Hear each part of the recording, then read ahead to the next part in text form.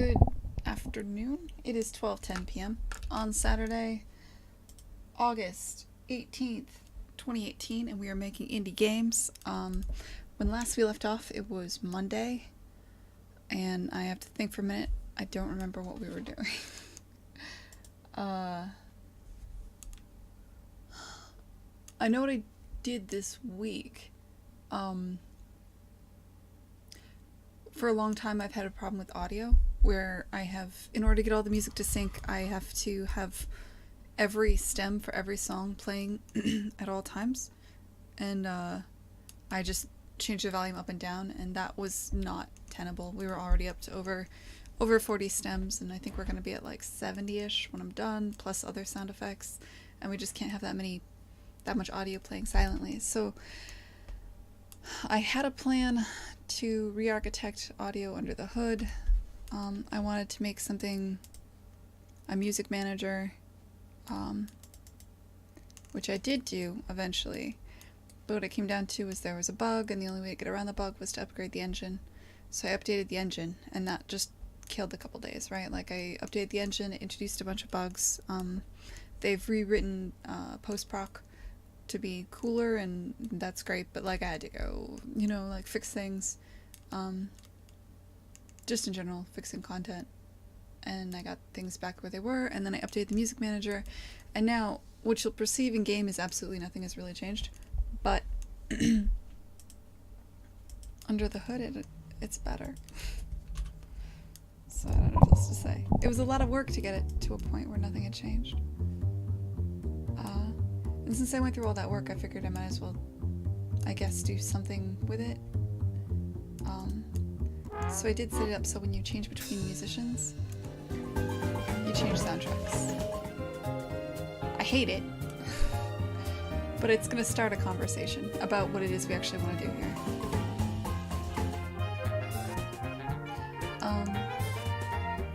Another thing you'll notice here, I'm going to turn down my desktop audio.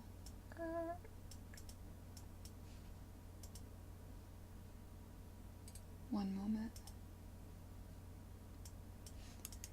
See how the characters have that slight little animation to them?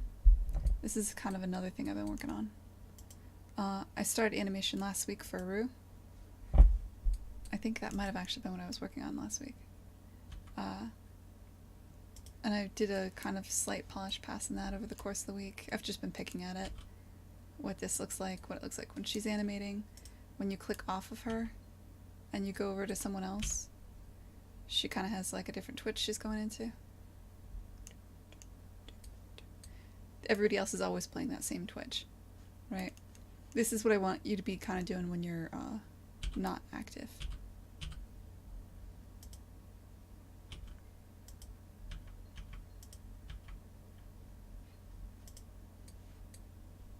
Anyway, that is where we are. It's not a lot to report considering a week has passed. Hey Adwell, hey Randall Bolts. So today, this morning I started looking at what it would take to, on top of just fixing a bunch of other bugs that we found, or that I gave a build out to Mitchell, and he was kind enough to play through, and he found a couple of other bugs. So I fixed a couple of those this morning, and then I started on thinking about how to do the drummer. I just rigged up the drummer's face.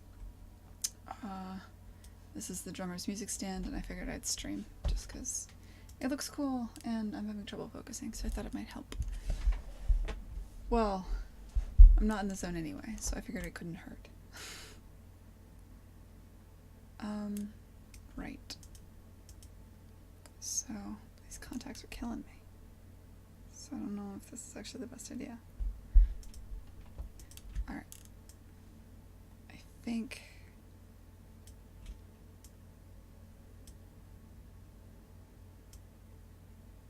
Yes. Alright, so I want to get to a point. I just took the accordion and I'm changing it over piecemeal to be the drummer for this animation. So you can see the side stance and the bass have changed, but I don't have the hat in yet, and it's still got the accordion feet. I need to replace the feet.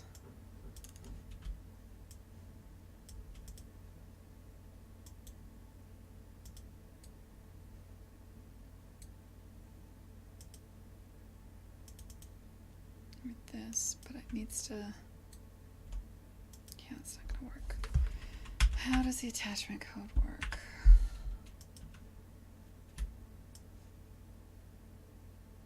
There's no rig in the stand. I never bothered to give it a proper rig.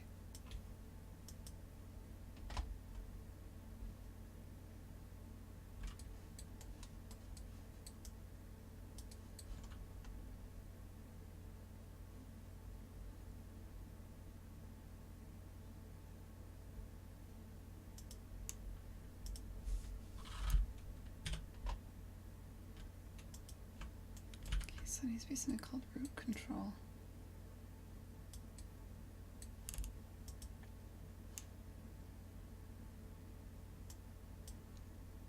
Yeah, nothing else matters. This is what's attached, I believe.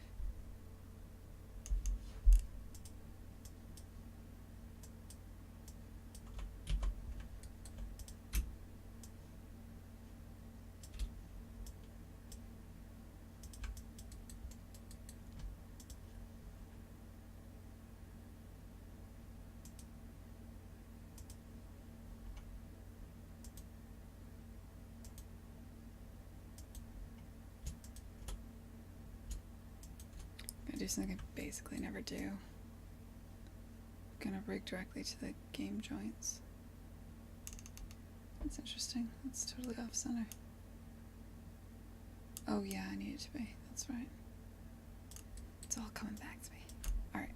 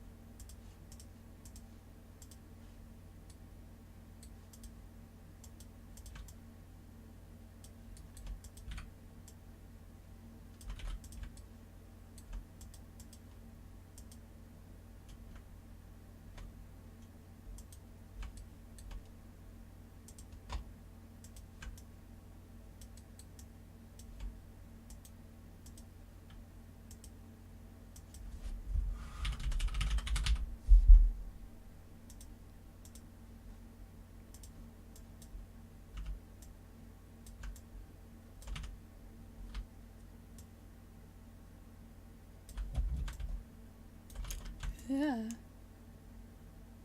The hell?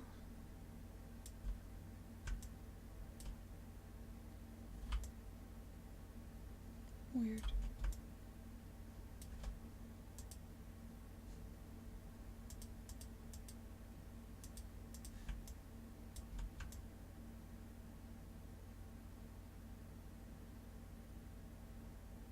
What is going on in this scene? This is forward.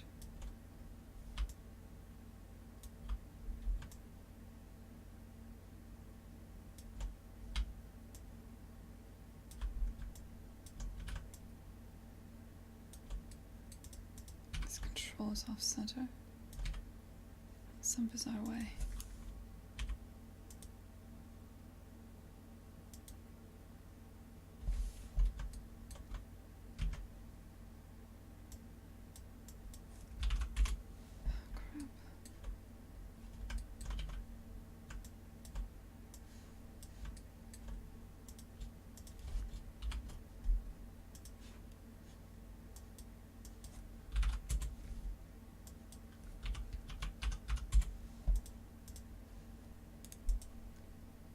I have a tool that I wrote ages ago. This just exports the weights of a vert for each vert by vert ID.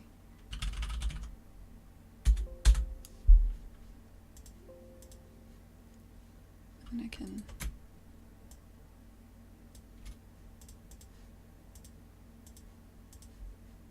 bring those weights back in with the new joint locations.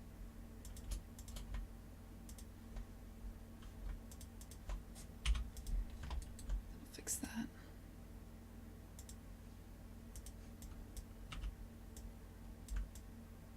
I have no idea what the fallout's going to be from that situation.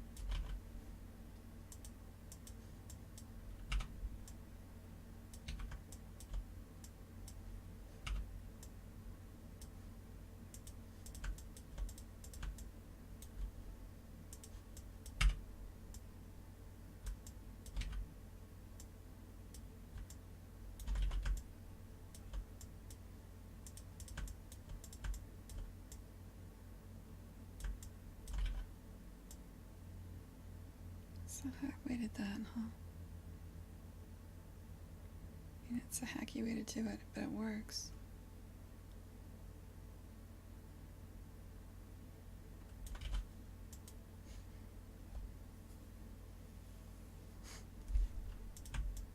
Hey, Sean Peoples. I never updated. Oh, good. Forgot I didn't even do the dialog box this week. Oh my god, this week has been such a blur. Okay. Let's see.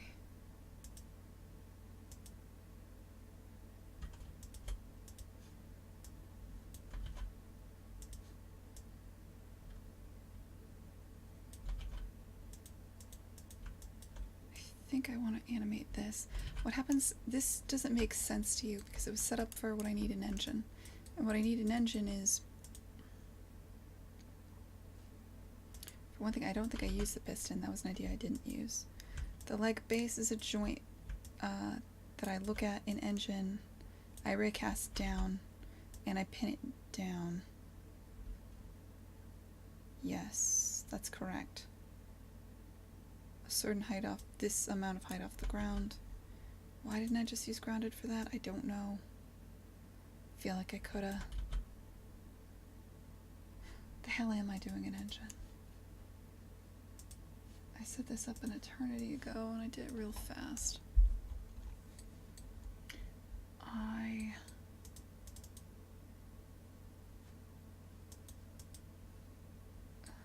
That's not it.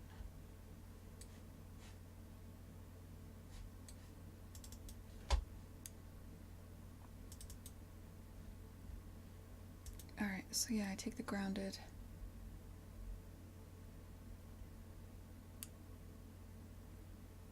I replace the parent bone space.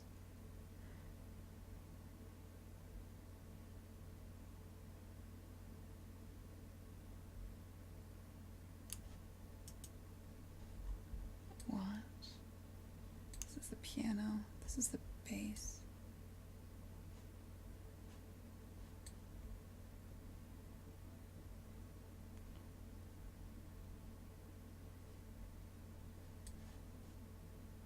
Get the bass. Do a line trace for something with the world static. And what vector? Oh, I see. So it's getting the transform and it's, yeah, going down Z.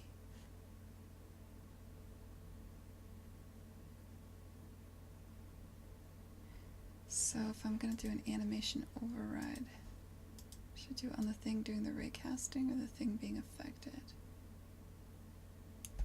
I want to do it on the thing doing the raycasting. I don't know. I can change it later. Fuck it. Won't matter. So we'll do it here.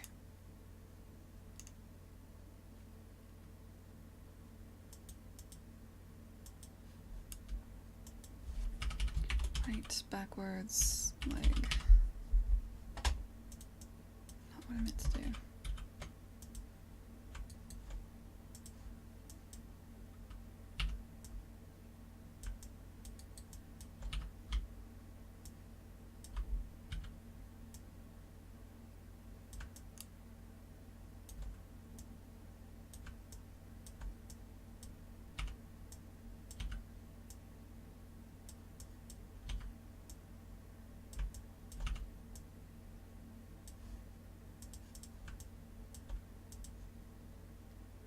Forward.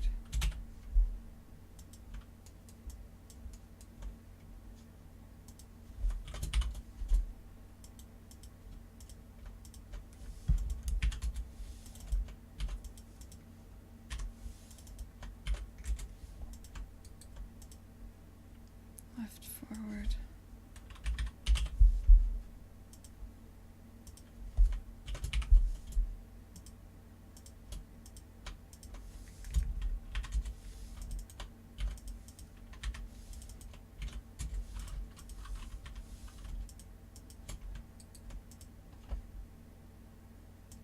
Backwards.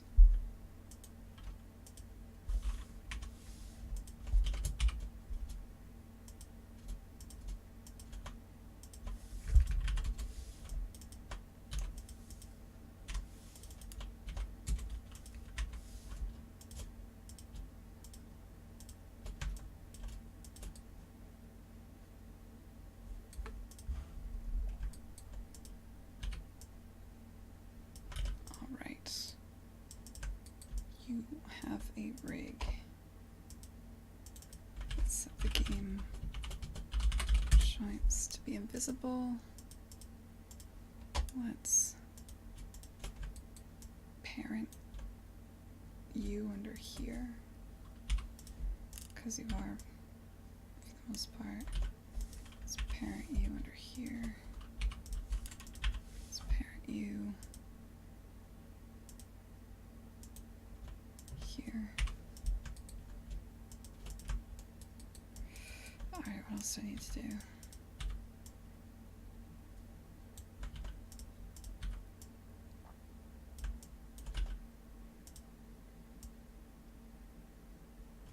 It's not the most sophisticated rig.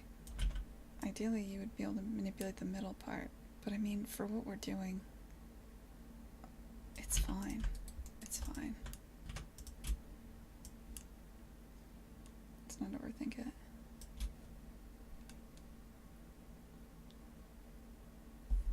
Alright.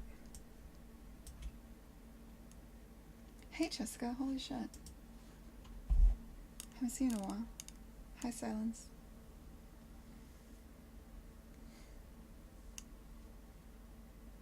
Arcanus? So I'm reading this backwards. Can you guys hear me okay today?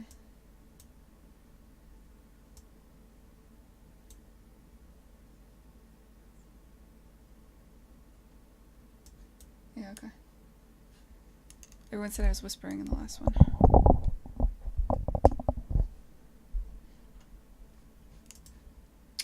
I am good. It is Saturday, I think. It's a good day. Hopefully it'll be a really chill weekend. I'm gonna get all the animation for my game done this weekend. That's a total lie. I'm gonna try to get most of the animation for the players done this weekend.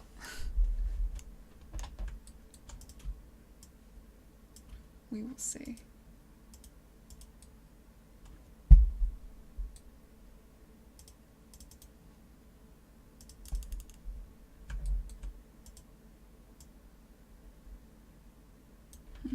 Interesting. Why did you not sync up here?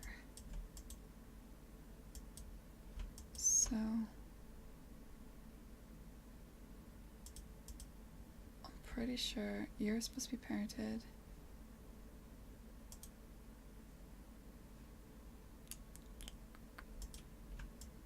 Oh, this isn't moving. Body skinned. Haha. Well, that'll do it.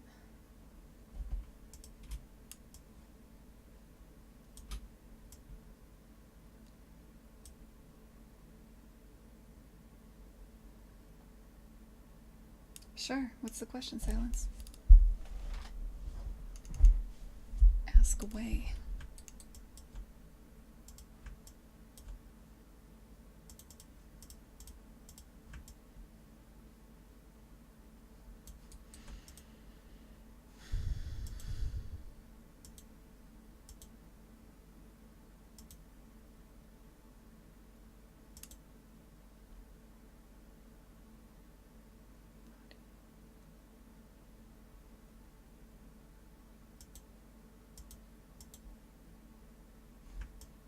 Change the cog control. This? Interesting.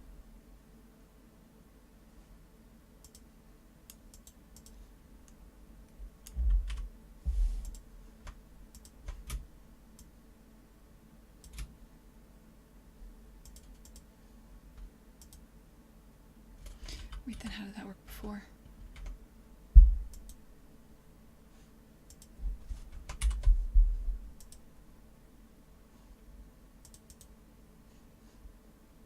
The drummer rig is based on the accordion rig, and something isn't working for him but is working for the accordion, so I'm worried.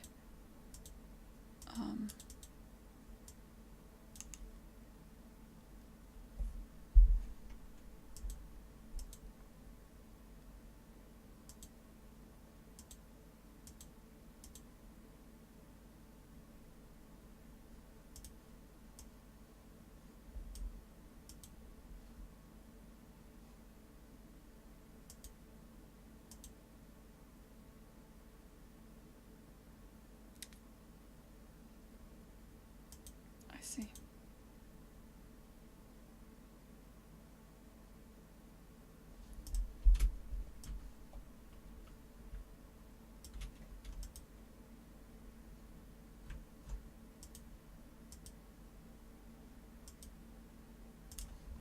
This needs to be for this control. Breaking all my usual rules with this rig, man. It's fine. This is an indie game. We're good. You are so much cleaner in AAA, because you have to be, because everything gets outsourced and sent around to everywhere, and so if you're ever... the handoffs, when you're handing things off to other people, you need to make sure it's absolutely perfect. I don't know. I guess I could go into that, but... They can't read your mind. They can't adjust.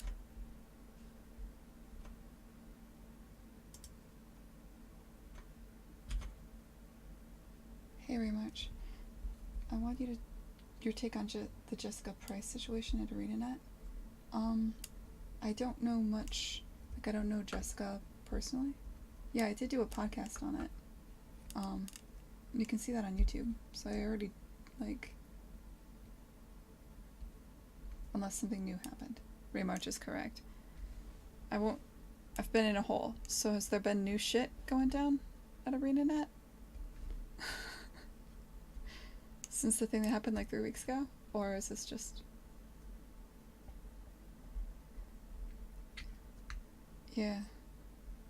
Yeah, if it's okay if you could watch that podcast, because otherwise I'm it's not as fresh anymore and I have to think back and repeat myself, but dumber. Yeah, I do a podcast. It's available, it's called The Dialogue Box. I do it once a week. I've done it for a couple years. Sweet.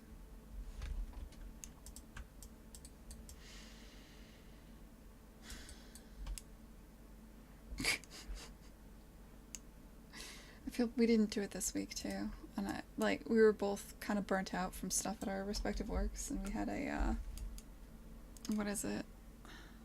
I didn't have a guest lined up, which I said I'd do, but I didn't. I just didn't have time. I fucked up. Jessica Mack, do you want to be on a podcast? Not this next one, but maybe in a month or so.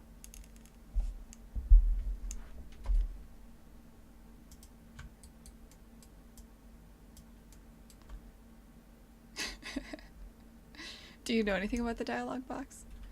It's not a big deal. We get a couple hundred listeners. I think we get 300 to 400 on SoundCloud and another 100 on YouTube or so.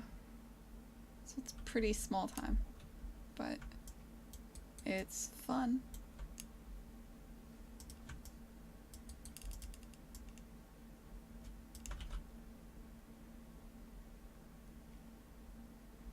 Yeah. I'm on the fence about the streaming version. Like, I enjoy doing it. I think we lost a lot of listeners when we switched over to doing it streaming. Because it's not as edited. It's not as. Before it was like a. I mean, it was a lot of work for Chris Light. He had to go in and edit the podcast to make it sound something presentable and cut it down to like half as much. We really trimmed a lot of the fat.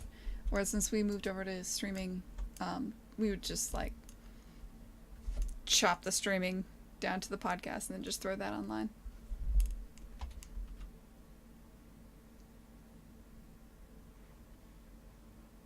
You're kidding, right, March? Who the hell has heard of it? We don't have that many people. That's cute, though.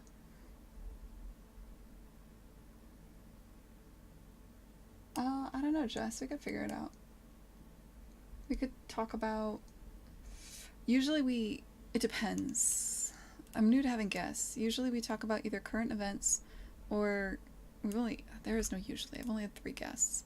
One was William Chair, and it was mostly him talking about. He's closing down to release what it's. We chatted about being indie devs and his goals and like shit, you know, in the closeout phase and stuff. I talked with Elizabeth. She's a really close friend of mine about blueprint visual scripting versus coding for games because she's an expert in that. We could talk about current events. I'm gonna get Leno on from Lenoland next week, and I think we'll just talk about Stugan. Shoot the shit, unless something serious comes up.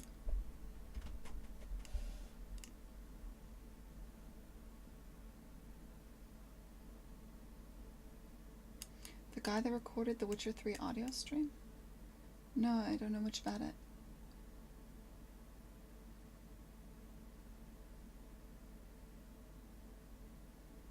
Jay Leno. What? Lenoland. He's one of the other streamers on Twitch.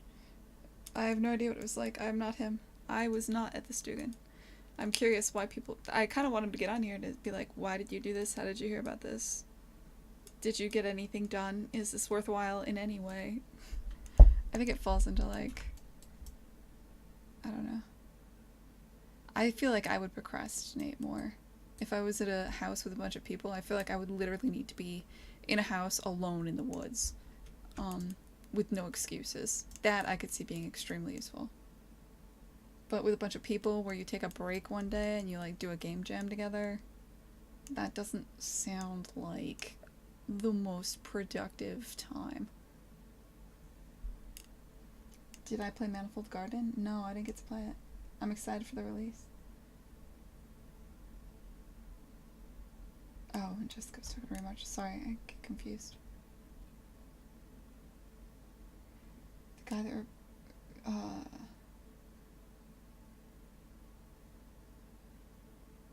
I still have no idea what you're talking about, Silence.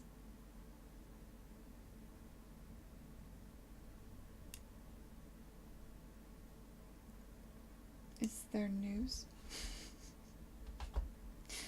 God damn it. Am I missing stuff? I haven't been on Twitter as much. I'm checking Twitter now. I'm going to regret this.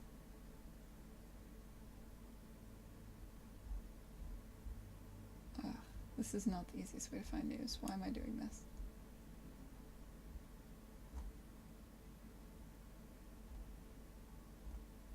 It's SIGGRAPH right now.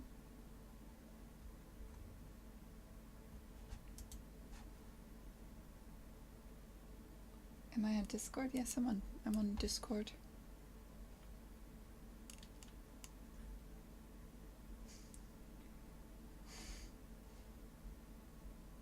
Oh, SIGGRAPH is over. I've been in a hole.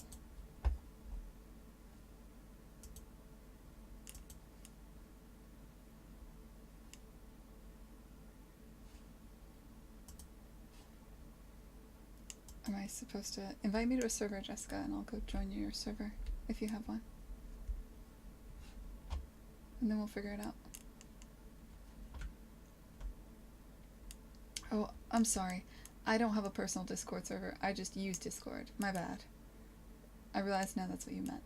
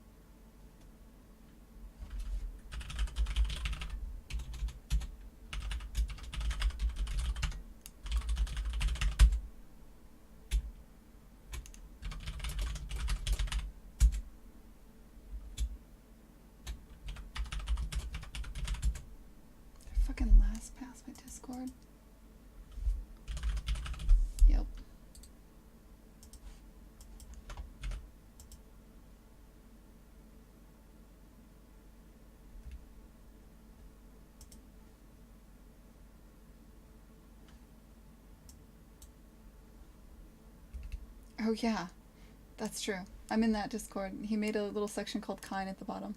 Chris Light's a friend of mine. He's also the co-host on the podcast. He does all the work for the podcast. I just show up and say thanks. Port Ponky's gonna troll us with something. Nope, it's an invalid invite.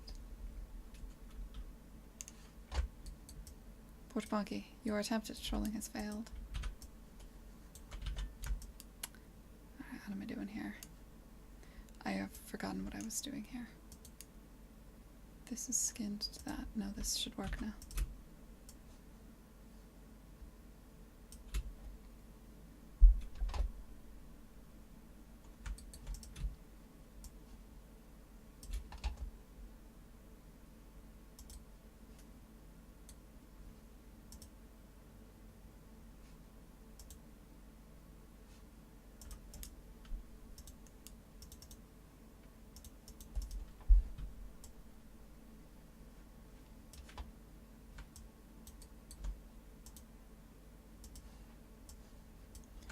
So you should theoretically be parent constrained to G socket 1.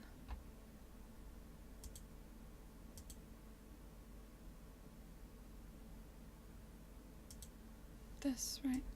Yes.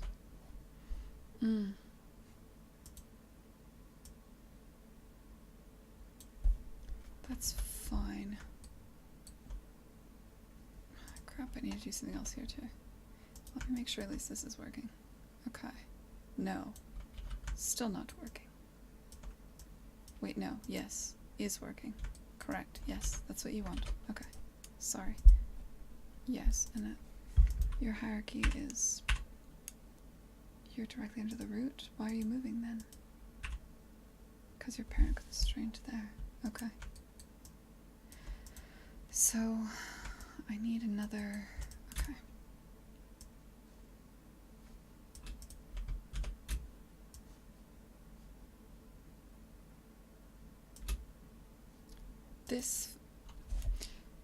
The robot moves, and there's the location in engine of the body and each of the sockets. But then there's an animation on top of it, and I don't want that to affect collision, or I don't want it to seem like the character is swimming around when they're playing their dancing idle animation or any kind of animation. So there's what the game needs to know, which is the socket, and then there's where the actual bones are, which is the skinned socket. And so the appendage is going to connect to the socket. In engine, there's a bone on the rig, which is the skinned socket, and if you look here, one of the things I do at the very top of the tree for everything is I just take the skinned socket from the appendage and I match it to the location of the skinned version of the socket on the body. So I'm kind of taking that idea and I'm doing it again source side. Like I figure out how I need things to be an engine, and then I make the rigs and the tools and everything in Maya emulate that so that I can easily see what I'm going to get in an engine. So anyway, this is as far as the game's concerned where the appendage is attached.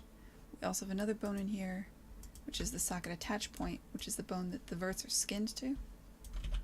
I need to create a control for this. I don't know what to call it, I guess skinned attach point. God damn it.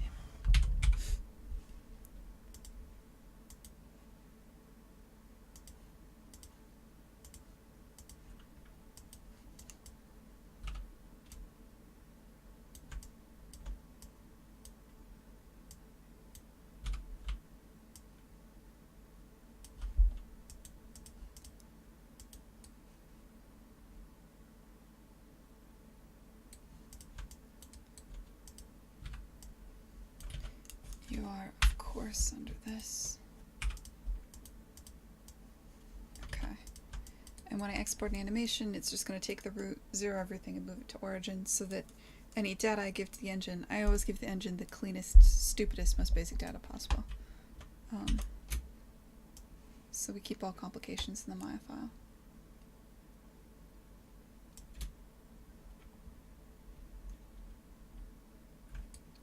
So now,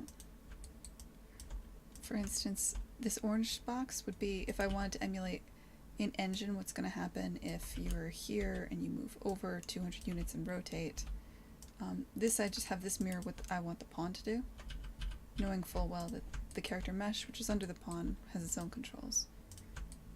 And all that'll get zeroed on export, so I'm only exporting the relative animation I need based on what the pawn is doing. I have no idea if that made sense to anybody. Sorry, Jessica.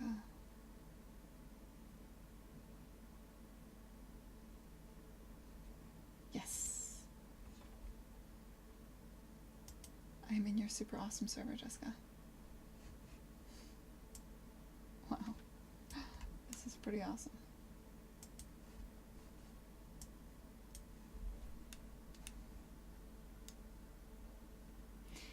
Some guy named Shane Sattersfield recorded Cyberpunk 2077 audio at E3 and uploaded it to his fledgling YouTube channel.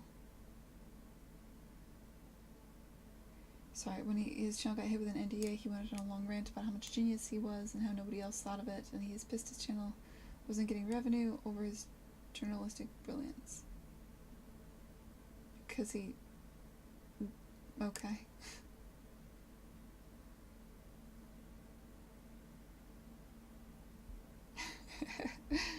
It's all good. Silence.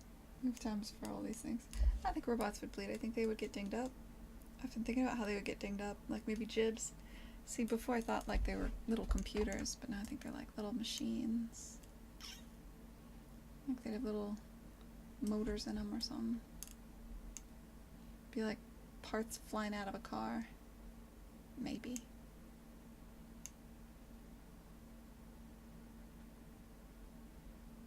Probably not gears like a watch. Probably more like chains, mechanical bits. I don't know.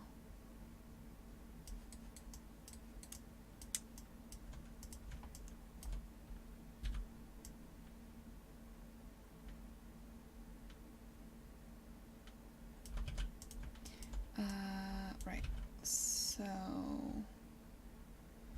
why is this moving in the way it is? If I go back to the piano, when you move, wrong thing.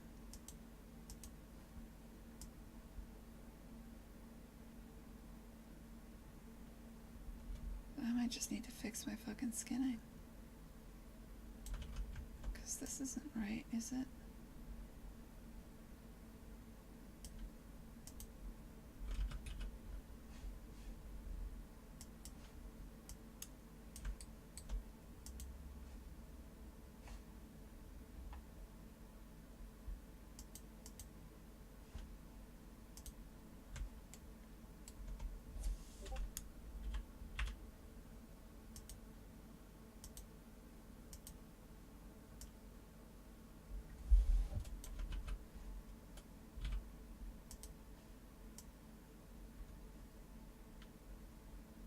Also at the wrong location. Is that because... Oh, okay. Well, that's just a problem with the file. It's not a problem with the rig. I did a dumb thing in the rig. Okay. Or in the file. That's fine. I will fix that now. What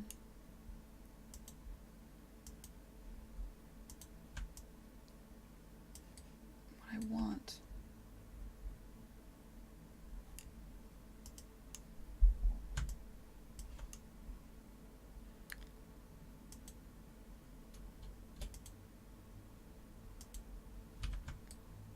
You control you.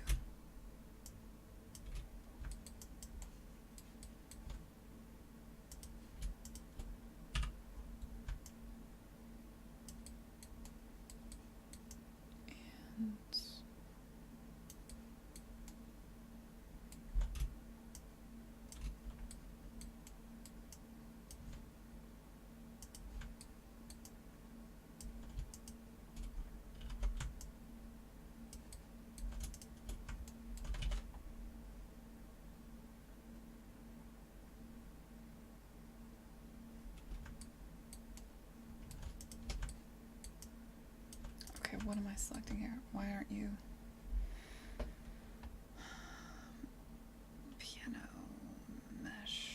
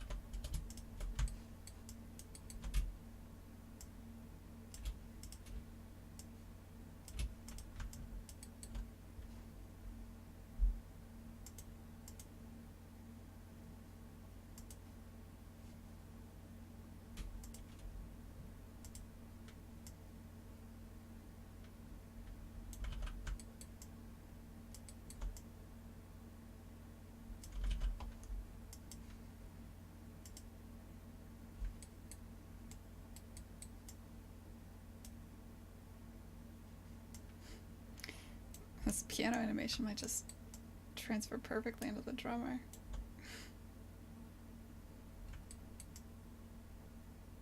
It's already kind of cute. Alright. Radiators. I don't know what you're talking about, man. I don't know anything about stuff.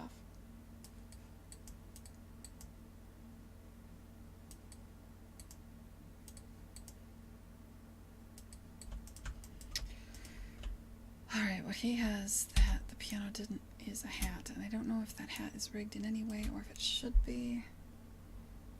Like,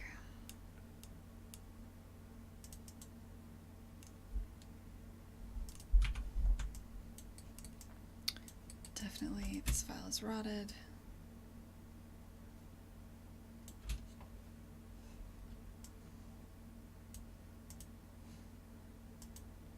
The file paths are all wrong.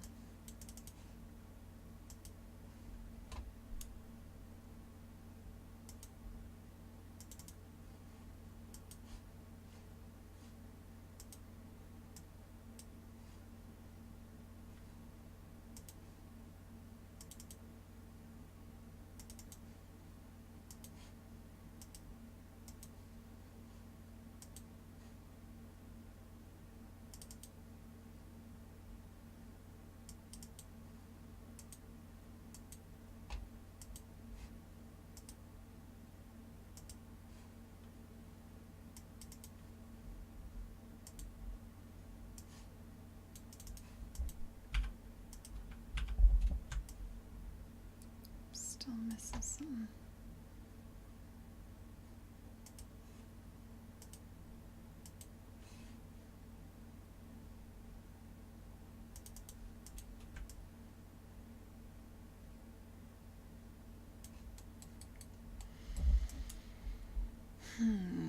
What do we want to do for you, huh? Do we want to rig it?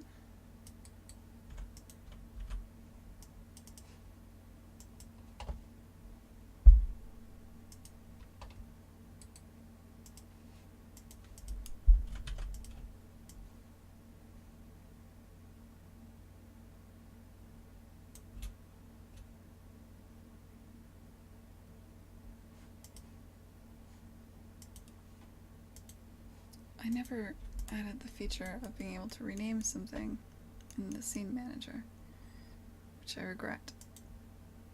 I'm not gonna do it now. I should make notes about all the things I want to do someday. Okay, hold on. I'll do that. Someday. Rename things.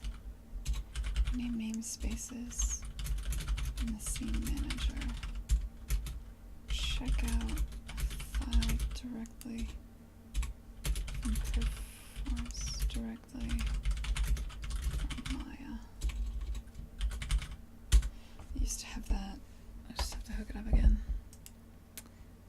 Rigged props.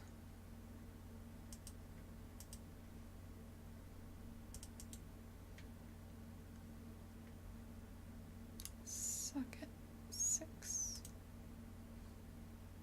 That didn't work. It tried.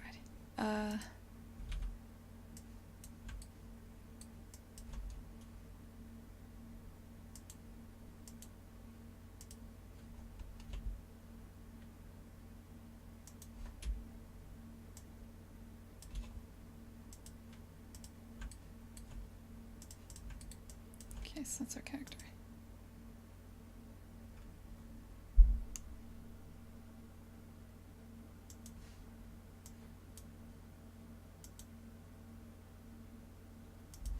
I wonder if it'll actually look like that in game. I think it will. I think what I want is for it to look like... I might have to rig this.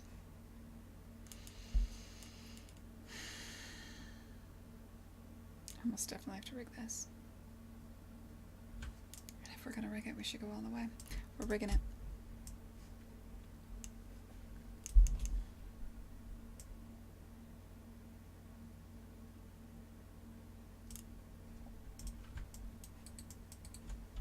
Okay, so right now you got nothing. Understandable.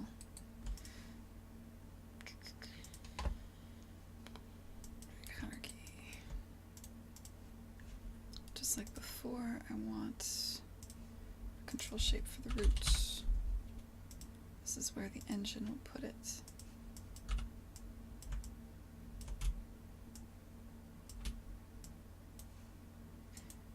It's just gonna get set once and never moved again as far as my Maya files are concerned. I want another one. Socket attach.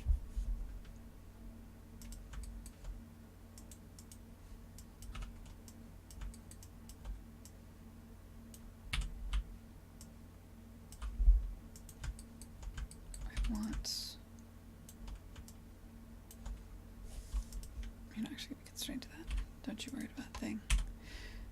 I'm gonna do this one right. So there should be 2 hierarchies. This is important because someday in the future you may want to just...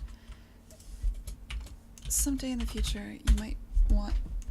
Who knows what's going on. You want to just get the bones in the mesh. You want them to have absolutely no constraints to the controls, to anything else. You want to be able to just take the bones in the mesh and go away with them. And so I generally build a rig entirely separate from... Like I have a completely clean hierarchy just for what's going in game, and a separate hierarchy that I build the rig off of. And so I'll start that separate hierarchy now. This will be the hat base. Let's do like...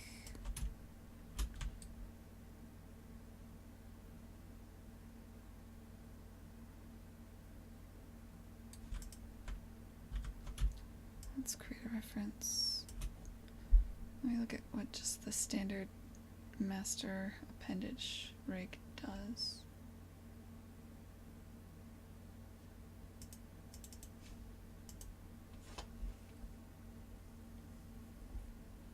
Hey Dr. Yukiro, this is Quat, poor Punky.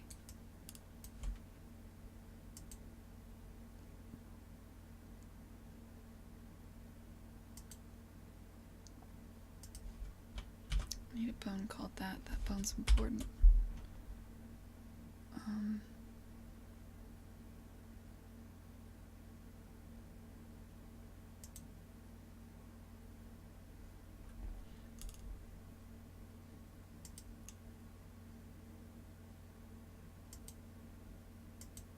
That's not used anymore, that's legacy. Okay. Everything else is extra.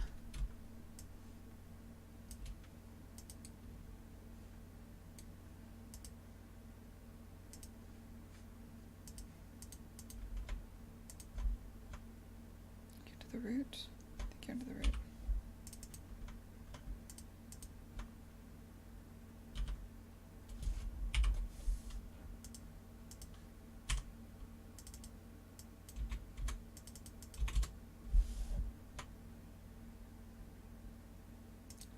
Nice. What are you under? I forgot.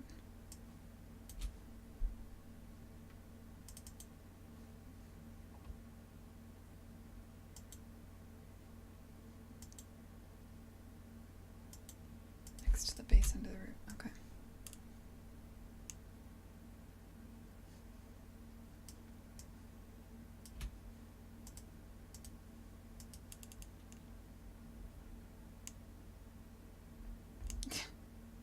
There's no Wikia yet. Hey, P Jelly Pin. Do I watch anime? I haven't in a very, very long time. I used to be way into it when I was in high school. And I just kind of like, I don't know, I was way, way too into it for a very long time, and then I wasn't. And I haven't been ever since. So if you want to talk about very old anime, like Ranma 1/2, I got your back. But all the modern stuff, I have no idea.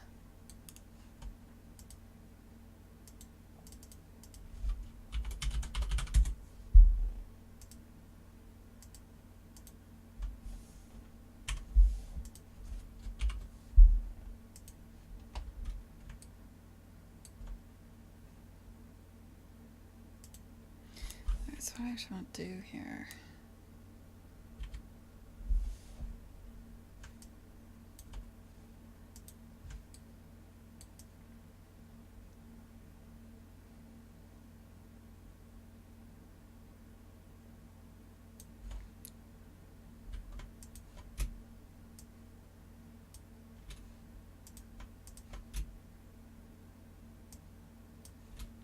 Don't really know.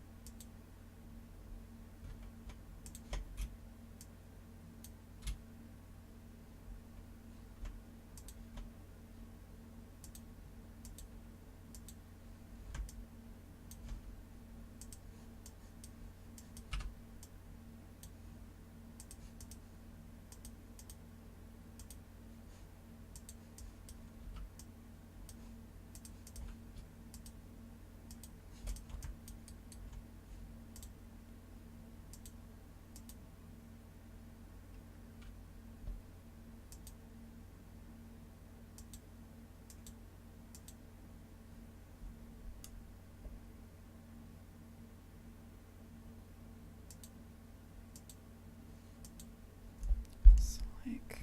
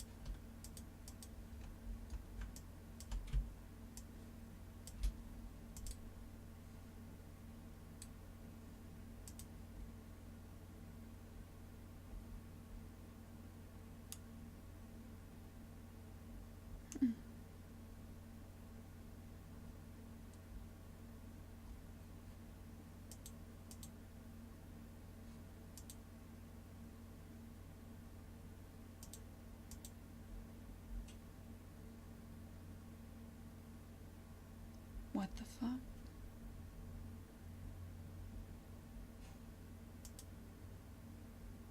Oh, brought in the FBX.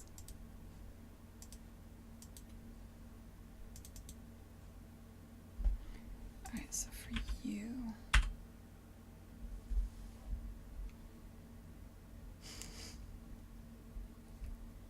How much would someone get paid as a senior animator on a project? Oh, that's just not enough variables there. It totally depends. The other thing you have to keep in mind is some places don't take titles very seriously. Like, they'll give a junior a director title and a bad salary just to, like, they don't care. So what a senior is changes. Generally, you think about the size of the project, the number of people reporting to them, and then that'll determine certain things. Also, obviously, location matters almost more than any of this. It just doesn't translate from place to place.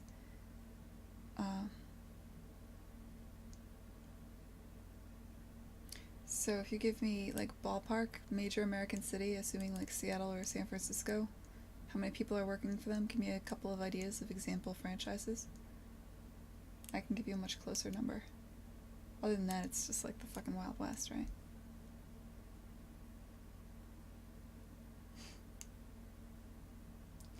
Uh-oh, poor Ponky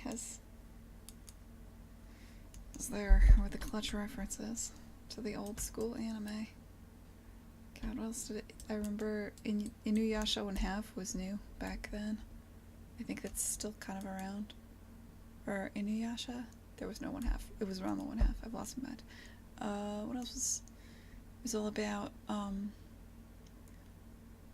what was it, One Shot? Was that the one with, like, the kids in the pirate boat and shit? That was big back then.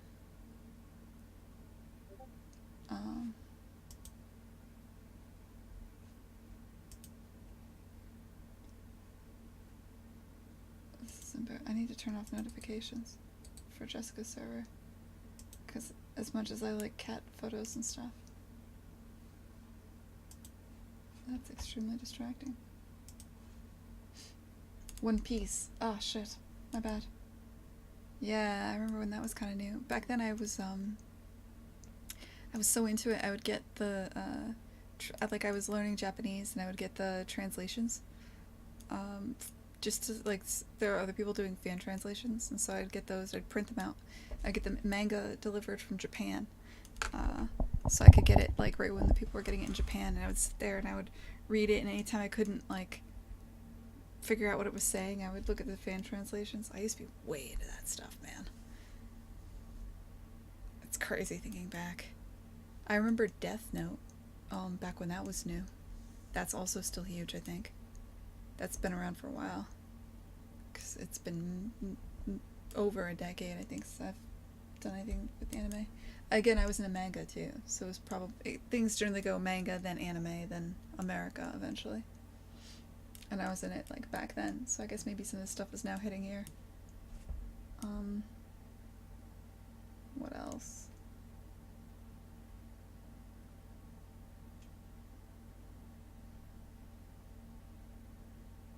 Why are manga always about boys kissing? I don't know, man. Why are games always about shooting people in the face? All video games, they just are about shooting people in the face. Why are all comics about superheroes? And kryptonite.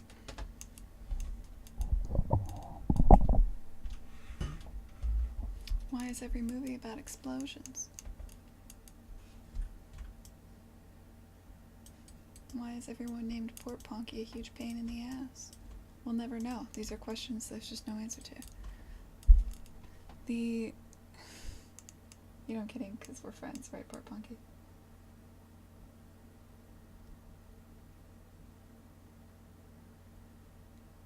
People on Twitter were discussing the possibility of making non-violent games.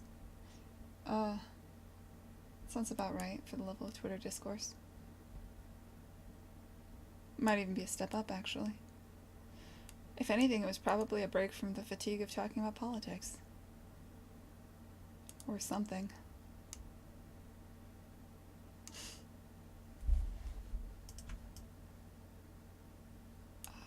In my head, you're a huge hipster, Port Ponky. Just want you to know that.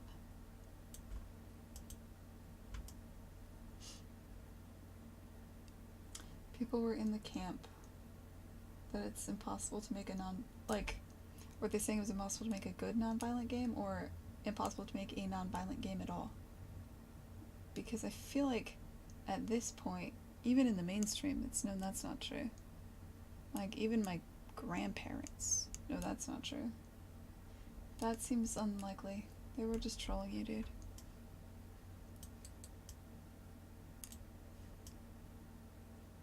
Or maybe it's different overseas. I guess my experience isn't everybody's. But I would say even in the mainstream, it's known a lot of video games aren't violent. I mean, most people when they think of video games think of their phone games, which are inherently not violent. In the, like, when I say most people, I mean like my mom and shit. Port Punky, you can't get more grade A dude bro than the people I see on a day-to-day basis. Like, Boston is the quintessential, like, not Cambridge where I live, but like downtown Boston. It's the quintessential dude bro location, man. Absolutely.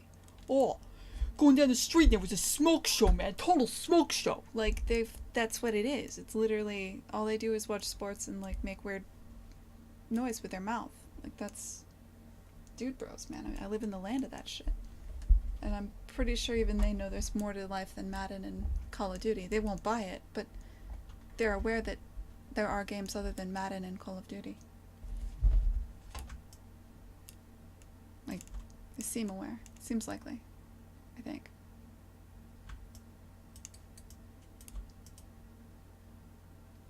Hey X-Ray, what's up, man?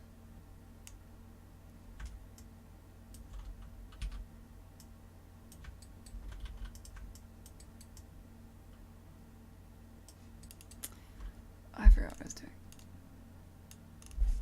I don't want to get too hot in here. Alright. That is so loud and irritating. I'm moving soon. Life will be better. I sometimes wish I had stuck with programming and pursued game dev. What's stopping you now, dude? Other than the fact that you're a doctor, so perhaps you're deep in debt.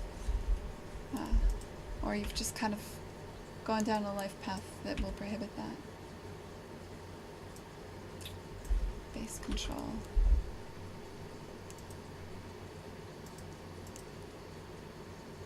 Okay, so that's not moving by anything.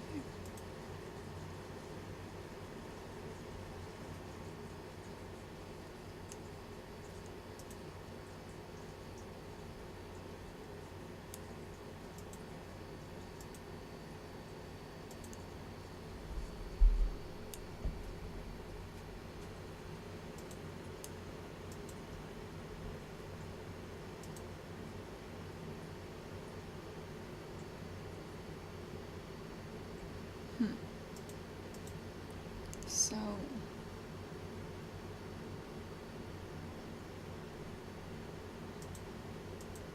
for you, I didn't animate the base. I just added a totally new thing. Didn't animate the extremity. That does make sense. What did I do for...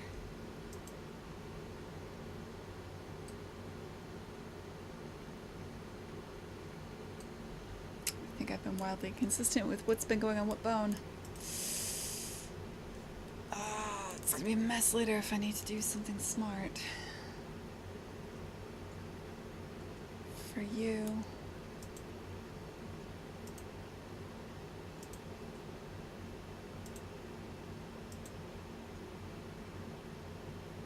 I don't animate the base in any way. At least I'm consistent about that. Base holds the extremity.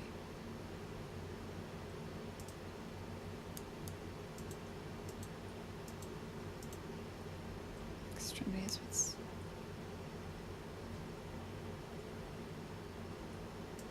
moved. This does surprise me. No, it shouldn't though. No. Oh, that's right. Oh, I know why this is a tangled mess. Okay.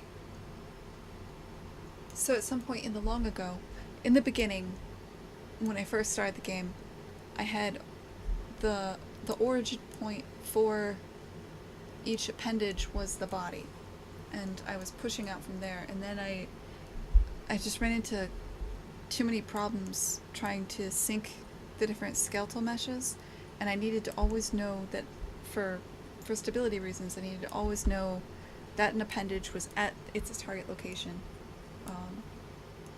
So now I physically move the mesh, which is why this doesn't have to animate. And I reverse animate. So basically what's happening is in Engine, when a character extrudes a limb, I actually take the mesh and move it. And there's a bone, the socket attach point, the base skinned, which also in Engine, it attaches right back to the pawn, or to the body's joint. So, knowing that, fuck it, I'll animate the extremity. It's what I'm doing for everything else. That's fine. Okay. Cool. Move. Do I really want to animate the extremity? This bone doesn't really have any other purpose.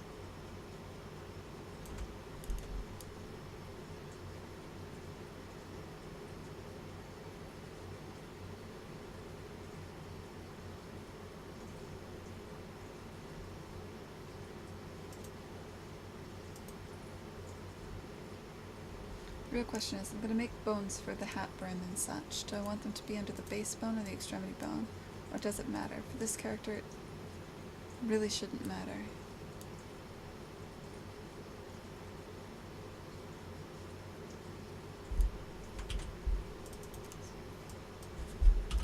Hat brim. And if it matters, we'll figure it out later, but I really don't think it does.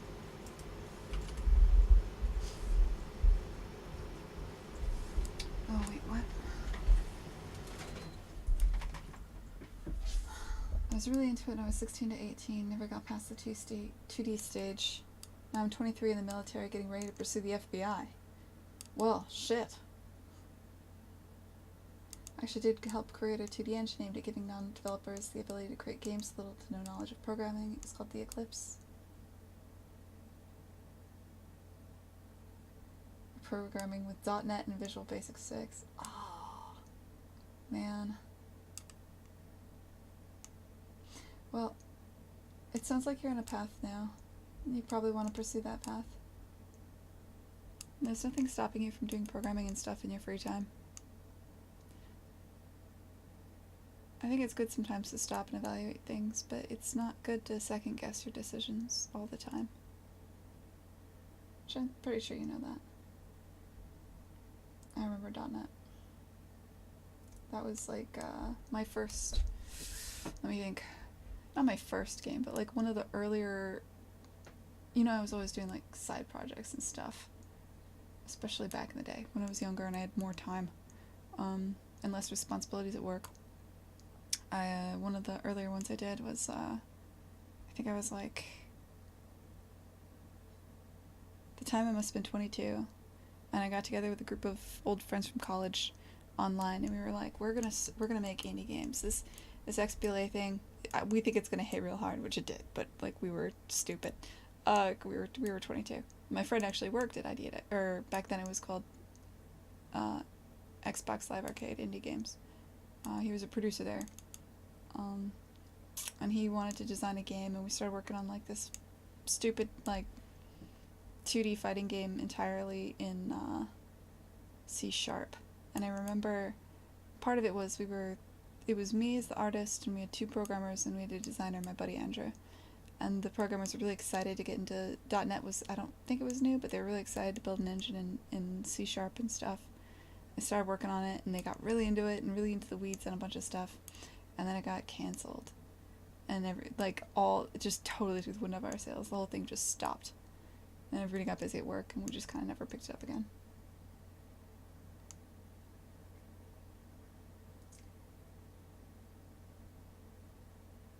How much would a senior animator make on a project like BioShock? That's very direct. About...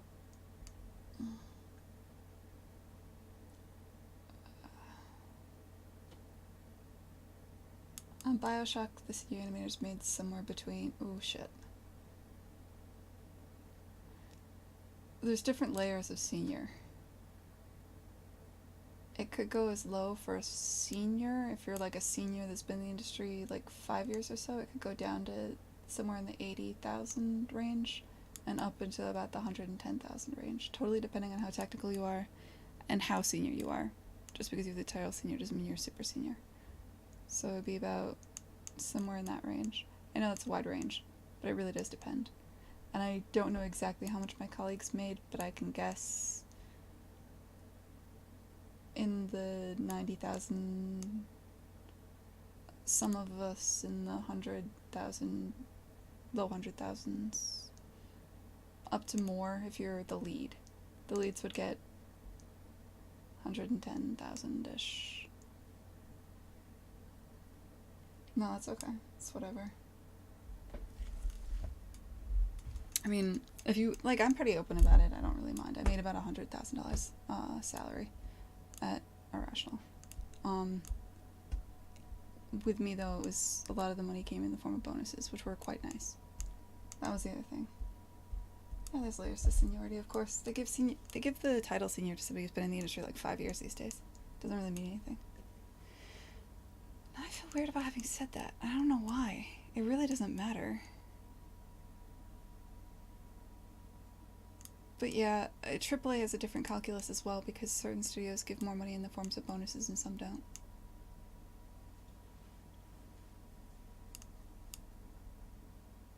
Like, yeah. Shit, it's hot.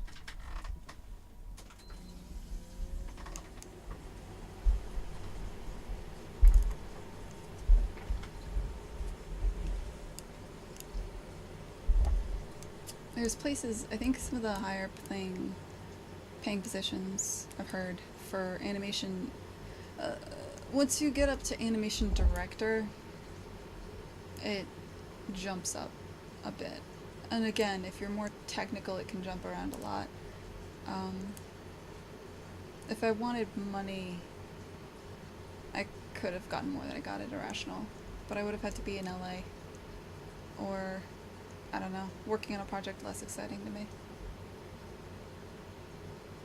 And obviously there's a lot of ways to make way less money.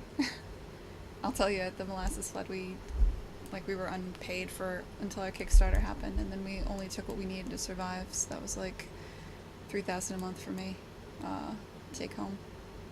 And which sucked, because I didn't factor in how much it would suck not, like having to pay self-employment taxes. I actually burned through that pretty quickly. But it's expensive to live in America. It's expensive to live in Boston, even in a shithole. So you go through it faster than you'd expect.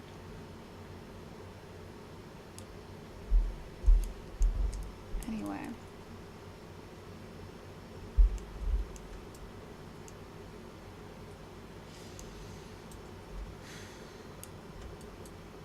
What the hell was I doing? Right. I don't know why I thought streaming was a good idea and that I would still get a lot of work done.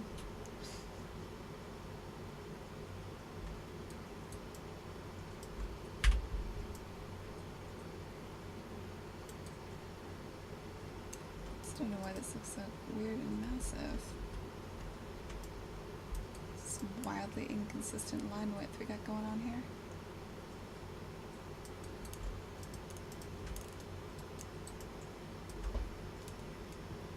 What happened? Do you want the whole thing to move together?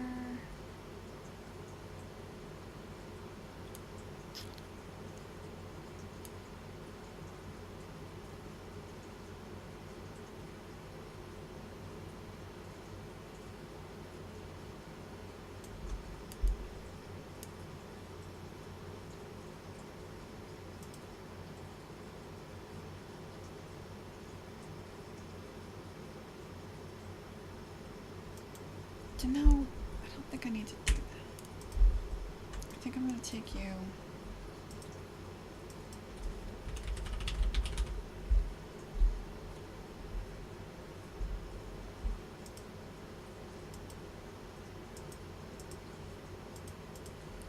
I've had another change of heart.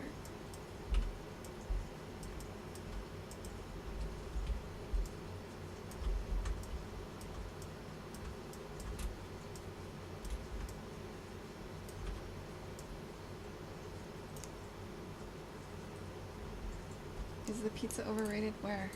In Boston? I think Boston's famous for pizza. It's usually New York that's famous, and Chicago. I mean, the pizza's fine here. It's good. Uh, it's better. It's good compared to, like, California. I didn't know pizza could be that bad. That was shocking.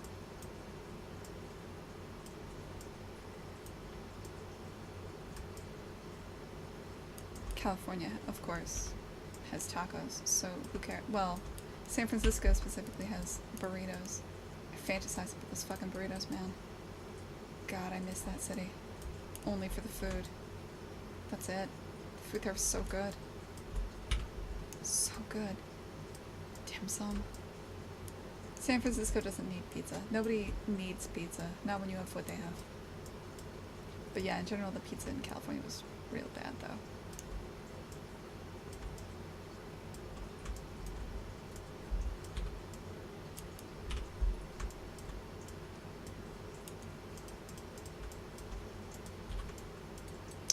You know what? I don't like it. I want to animate you from here.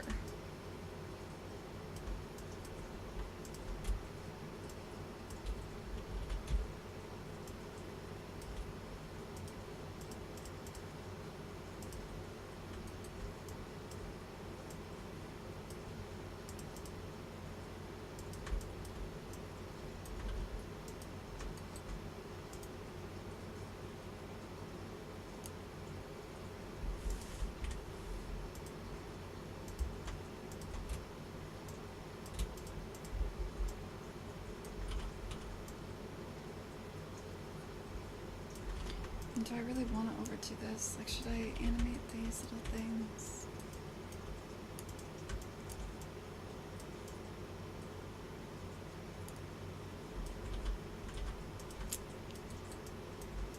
Maybe. I definitely need to fix whatever the hell this is.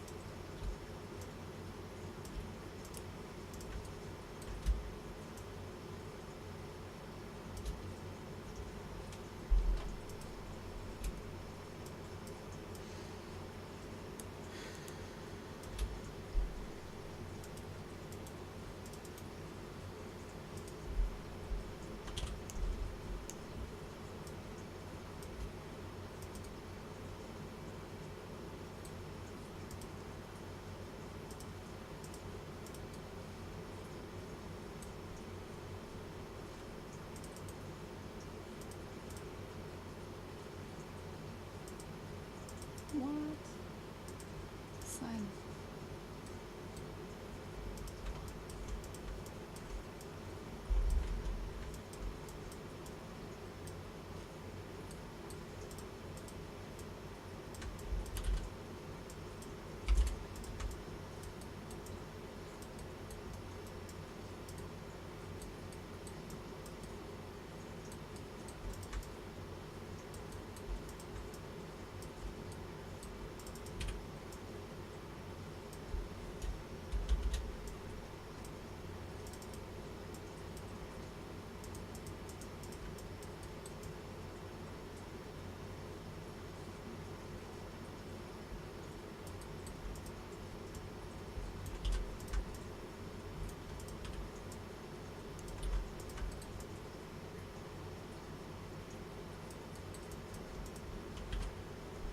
What else do I want to do?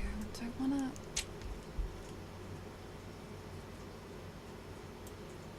Let's just start with this. Let's just keep it one piece.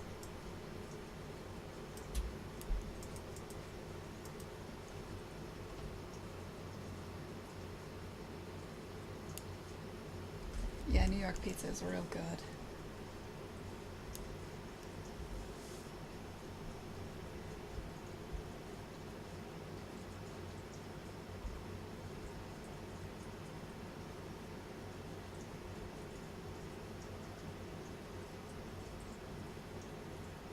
stationed out of Virginia. I've driven to Boston to catch a flight a few times. We're 3 hours from Boston. Ah.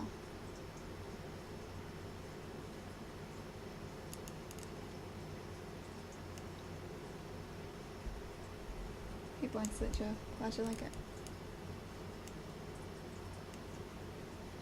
Blank Slate Joe, who are you again? I know you, right? In the RL? Or do I just recognize your... You just have a really easily recognizable handle. I don't remember. I'm just gonna keep doing that on and off throughout the stream.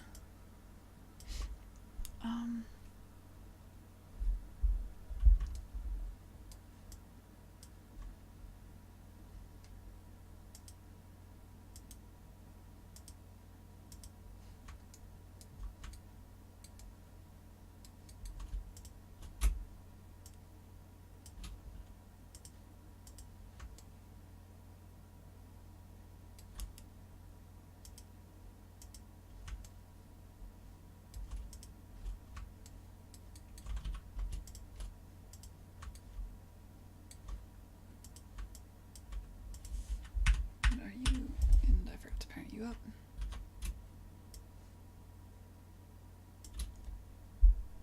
Oh, Joe.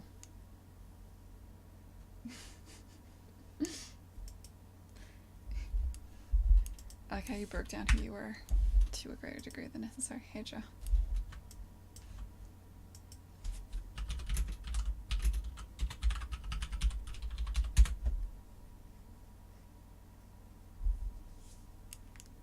How is, what is it? It's not Gods and Guns. It's Tower of Guns? Mother Gunship? Is it Mother Gunship? Fuck. Gunship? Mother Gunship? Tower of Gunship? Gun thing? How's the gun thing you're doing with the guns?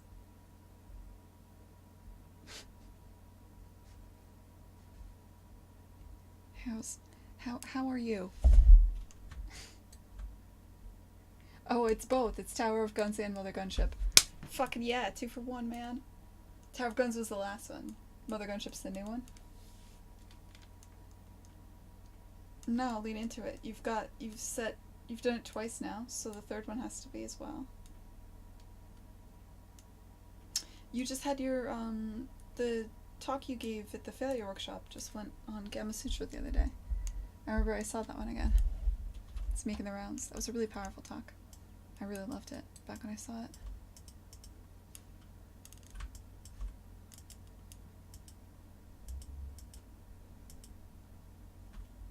Like a lot.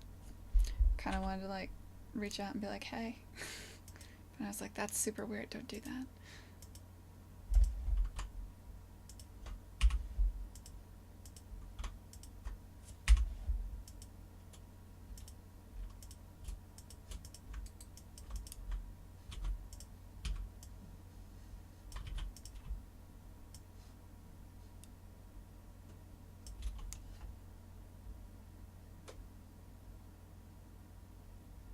Oh, yeah.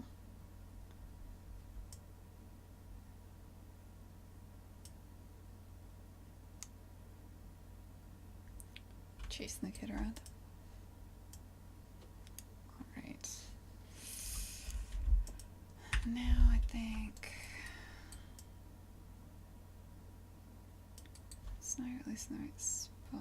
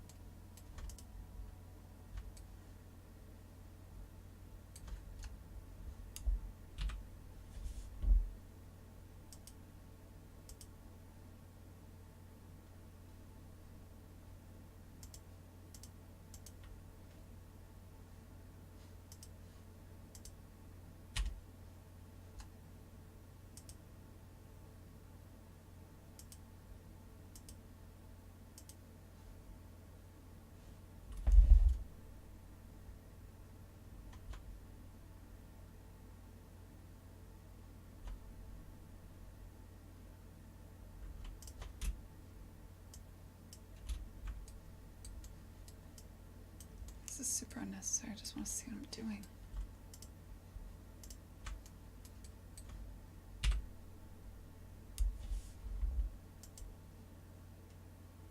I constrained this to the wrong thing.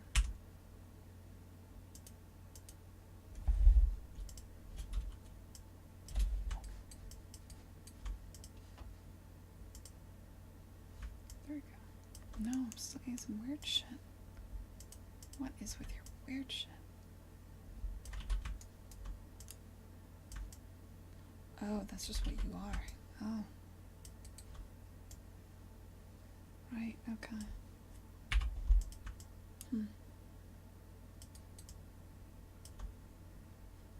Well, let's,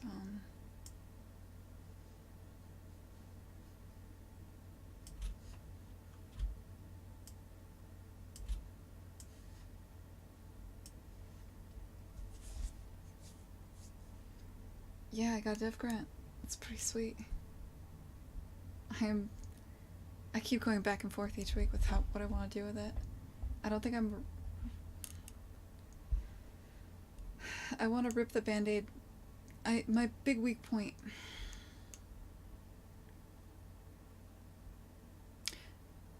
Environment art is a huge question, and it's not something I specialize in. And I want to try to solve the background art, if at all possible, with shaders and effects and some just clever tricks, and just get away with having kind of like a world that's grid-based in lines. I just want to find an aesthetic that looks good and works for that. And I think I'm gonna put some money into that. Like, I like the aesthetic I have going on. It's just the one thing I'm not gonna have time to do, absolutely, no matter what, is make the environment art look good. Especially when you're in some of these levels, like, say you're here. I could eventually make this look good, I could polish this up, but maybe I want it to look like spotlight is coming down on this level and everything else kind of goes dark, and maybe like there's a layer of fog so that this stuff is kind of obscured a bit. I don't know exactly what I want to do. I definitely need like proper effects here. I just need polish, like shit tons of polish on the environment that I will not have time to do. And I want to turn the money into that, but I'm not sure how yet.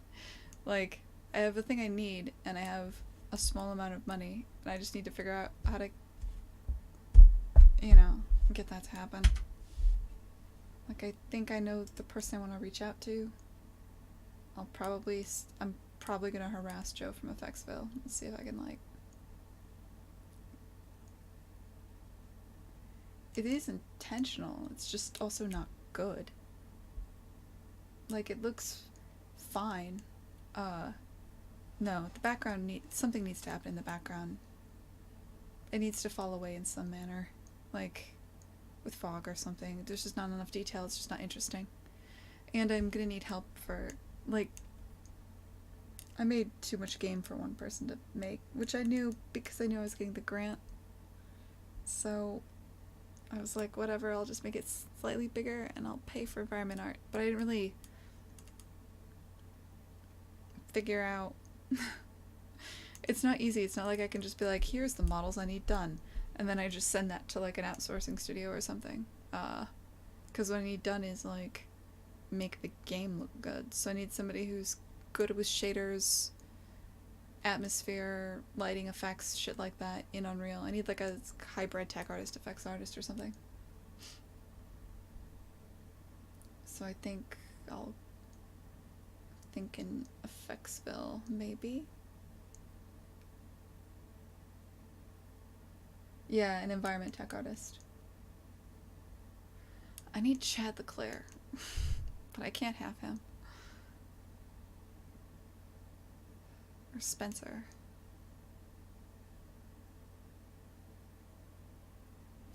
Fortunately, they're not for sale. You can't buy people. It's immoral and also against the law, probably, I hope. Maybe not. Judging by our books in America, that might still be illegal. I don't know if we ever actually determined that that was illegal. But, like, I'm sure there's some, like, shitty thing still on the books in Virginia. It's like technically buying people's fine, like I'm sure, but for the most part, like they don't let you buy people anymore. You have to like hire them, and they have to be willing to do it. And I don't think I can get Chad or Spencer. I don't know who else I can reach out to. Effectsville will be sweet. I don't know if they're slammed or not. I'm gonna reach out to them in like a month or two.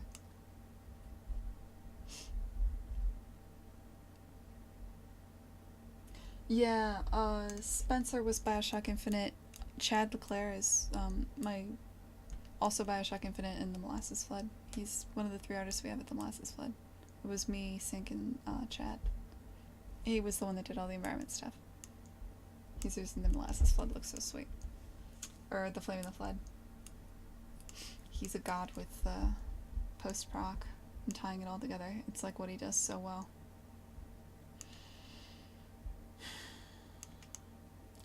You haven't met Chad? It's hard to reach him. He's got kids and shit, so he doesn't go out as much.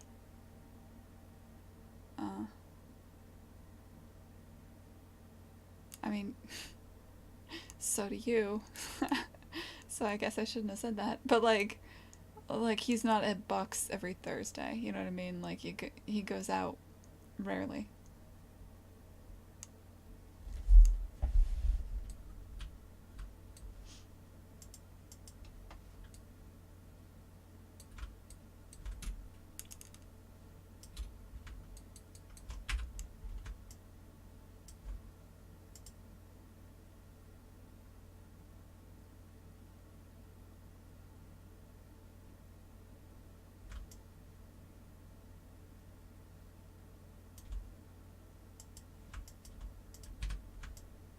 So what I want to do for you? I guess I could start just exporting this, seeing where we are. I want you to be different. Like maybe I want you to go side to side way less. Just out the gate.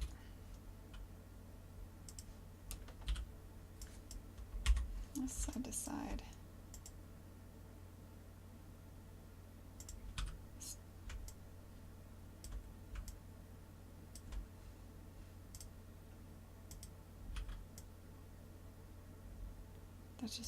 That's not what I wanted to have happen.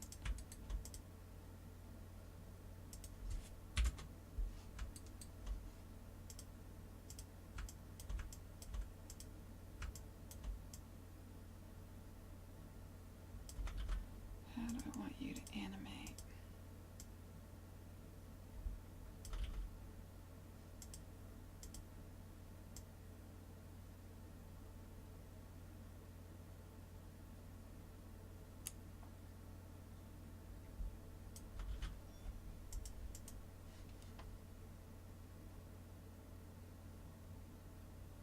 Yeah, kids are a second job. Absolutely. And honestly, they're probably the more important of the 2 jobs. You have a little girl, right? Just one? Or are you gonna make a second? You want a 3rd job? You busy enough, Joe?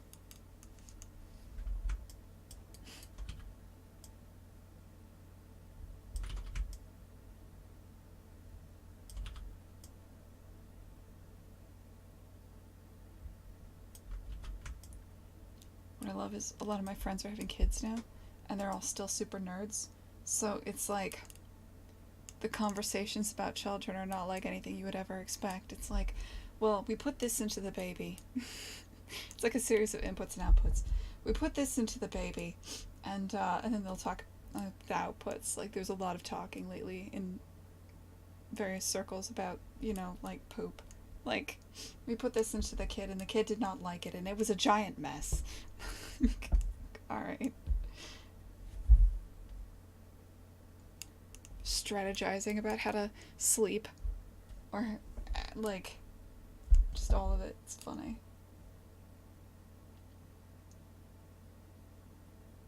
Two kids is not twice as difficult, it's like 10 times as difficult. Yeah. Yeah, lots of...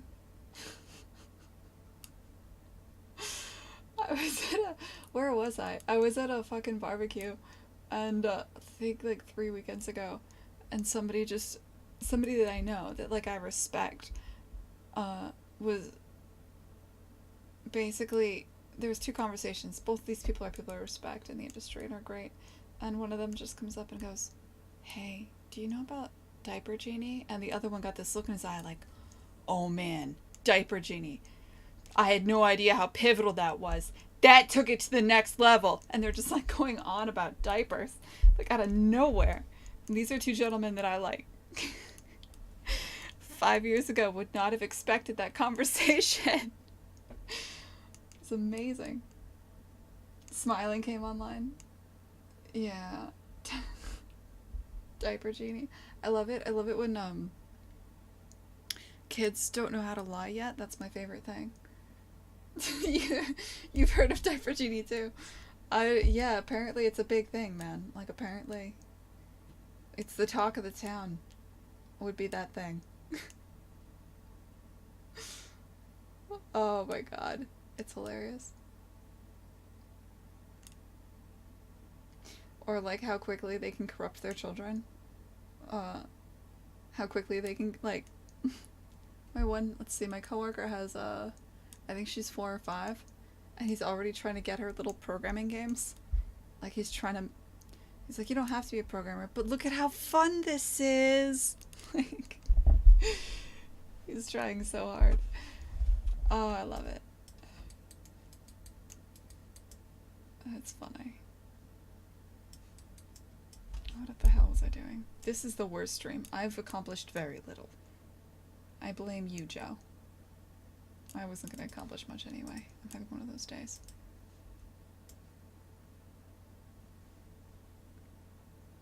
I think in general you need to be...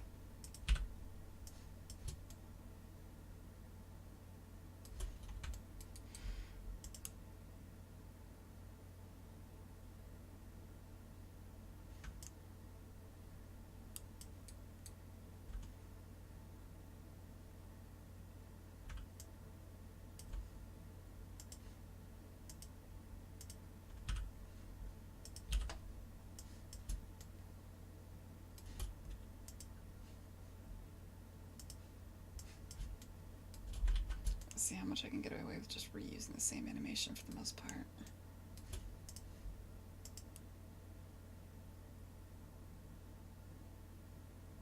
You can't drift around like that. You gotta... This isn't gonna work.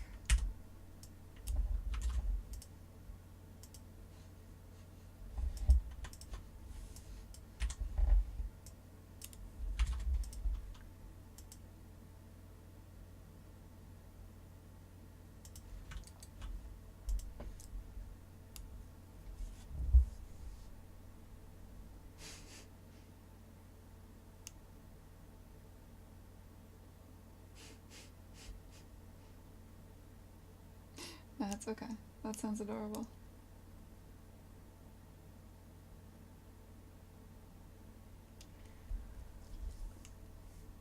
Are you launching soon? Sorry to change the subject. I feel like you've been in the news, and I feel like I'm supposed to know something. Other gunship release date. You released. I am the worst human. Joe, I've been under a rock. I'm so sorry. That's right, because I saw this trailer. So I knew that.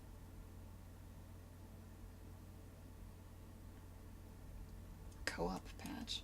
You're gonna patch in co-op? That's aggressive.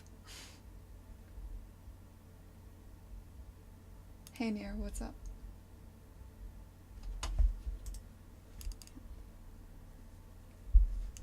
What's Unreal Engine? Still.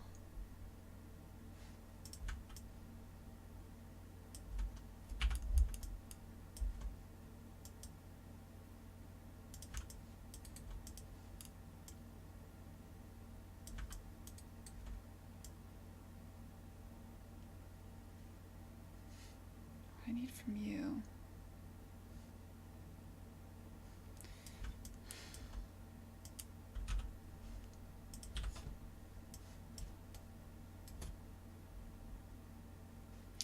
Alice, what if we try something totally different? Like, what if...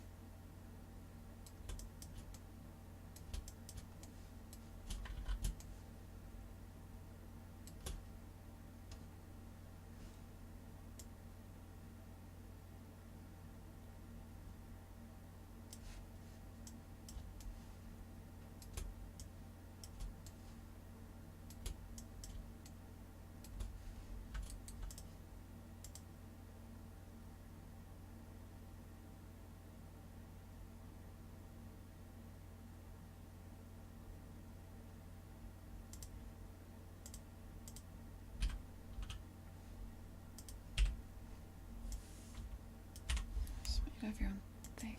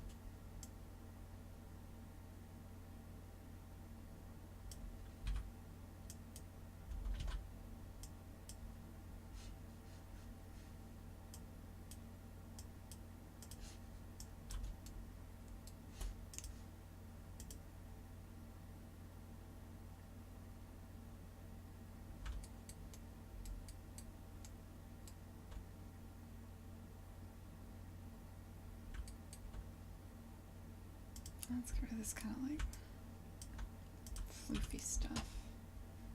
Just want you to be different.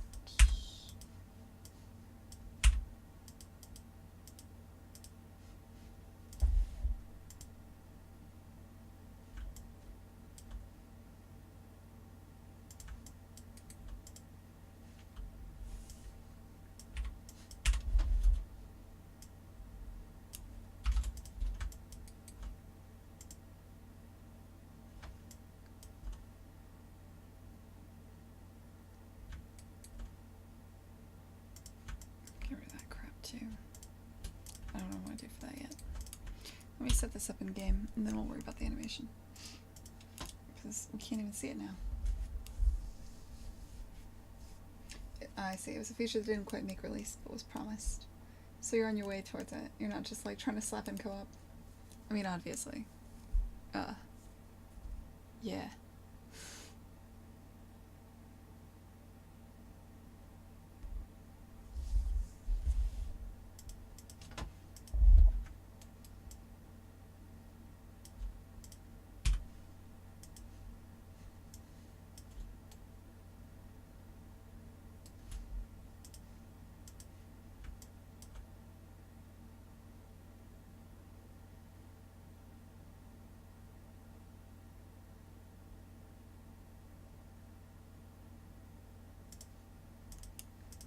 Sorry, I'm getting distracted. Okay.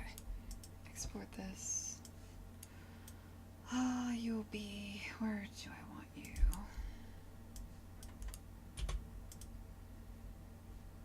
Player.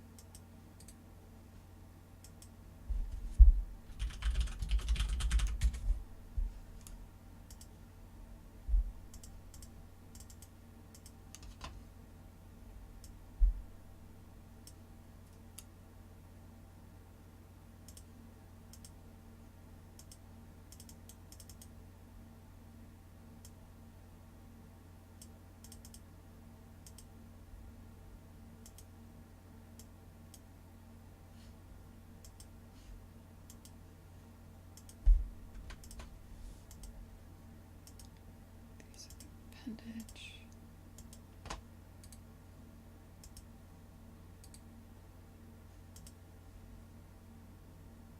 I didn't export the hat, should I? Let me see if I need it. Someday I'm gonna break this out. So, like right now, everything for every limb is in one tree. Until I figure things out, and then I'll break it out into other ones. It'll be way more efficient. But for now, it's a mess. Because it's faster to work this way. If you are...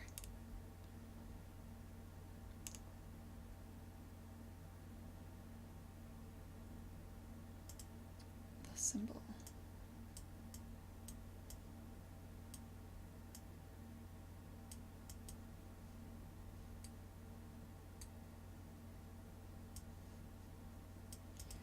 Let's get...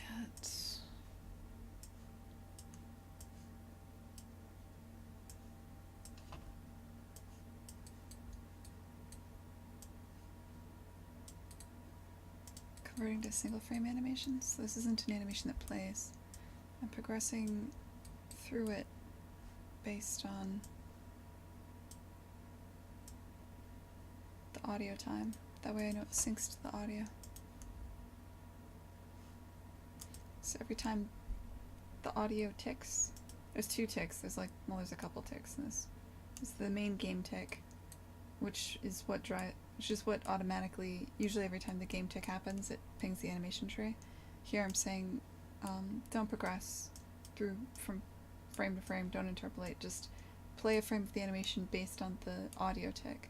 This will make sure that if anything goes wrong, if the audio stutters, this animation stutters as well. This will always be synced to the audio. Because they're dancing. And if they fall out of sync, that would look stupid. The, body...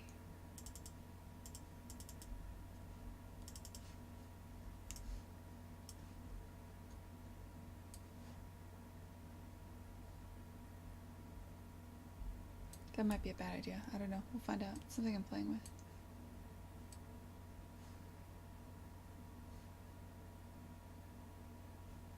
Is this the fallback? Oh, this is specifically for the accordion. Alright, give me one specifically for the drum now.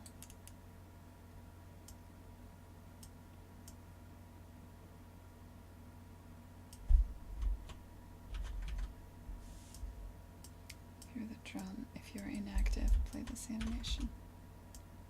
If you are active,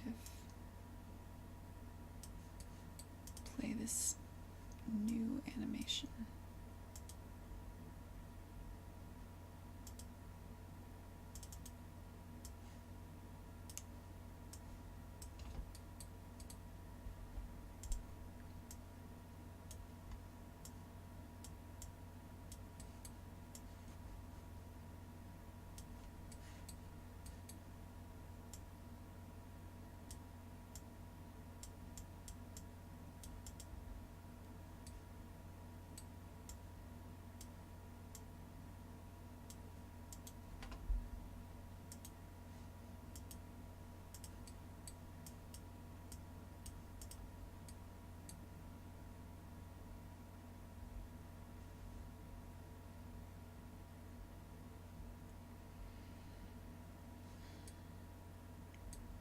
Yeah, I don't know. Let's see what happens. I was definitely forgetting all kinds of shit.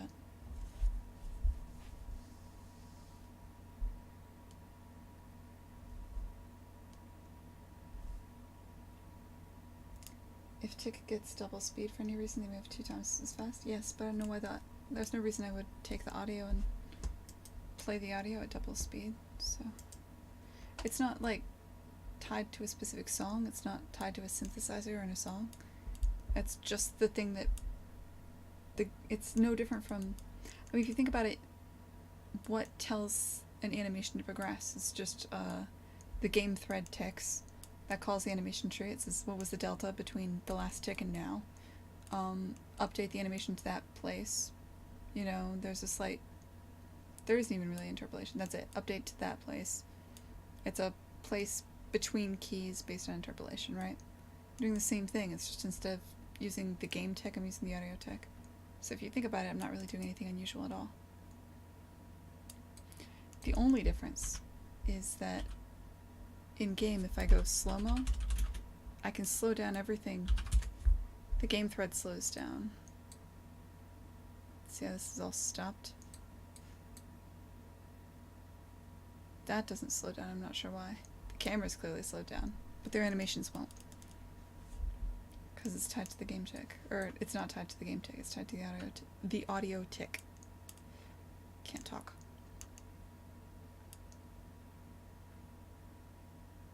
Except it's not playing anything at all. So. Idle body.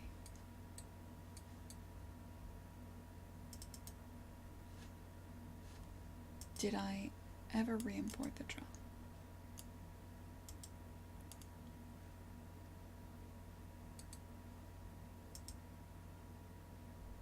Whoa. Oh, what is this? Sorry, I just updated the engine. I've never seen this before.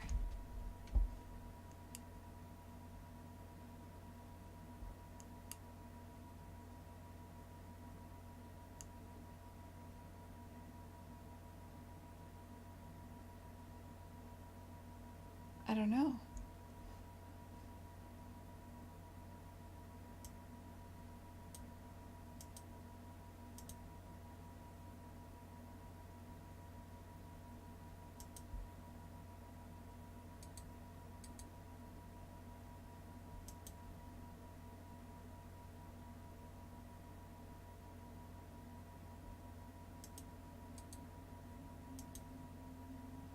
Sure.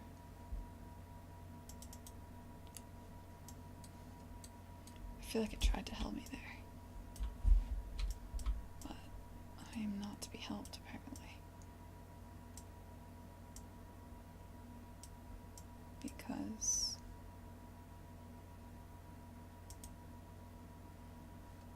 this has just not yet been changed to matte color black.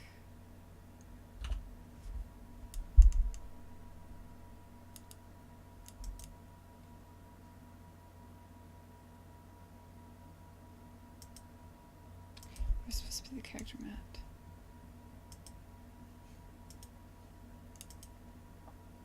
Maybe, maybe not. God damn it. Okay, you. Yes, that should be matte black. That's accurate. You. I don't know what you are. That's a mystery. You should be the character material. You are. Just look real weird right here. Yeah, maybe it's working. It just...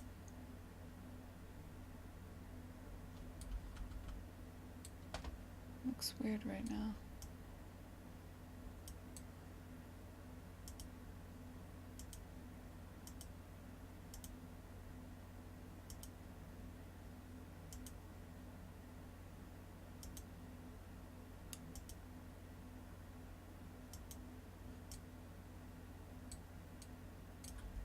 No, something is wrong.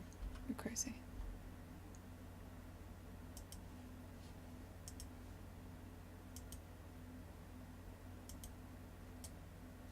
Because...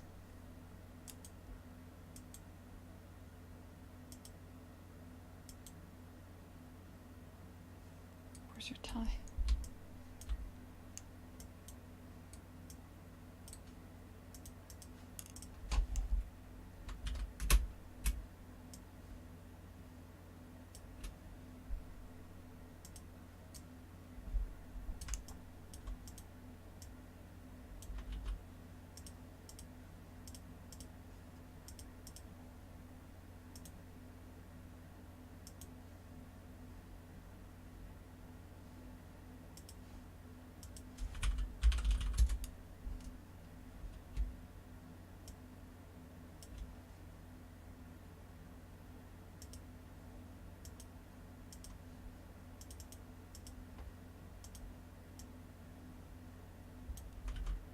Oh no, that is right.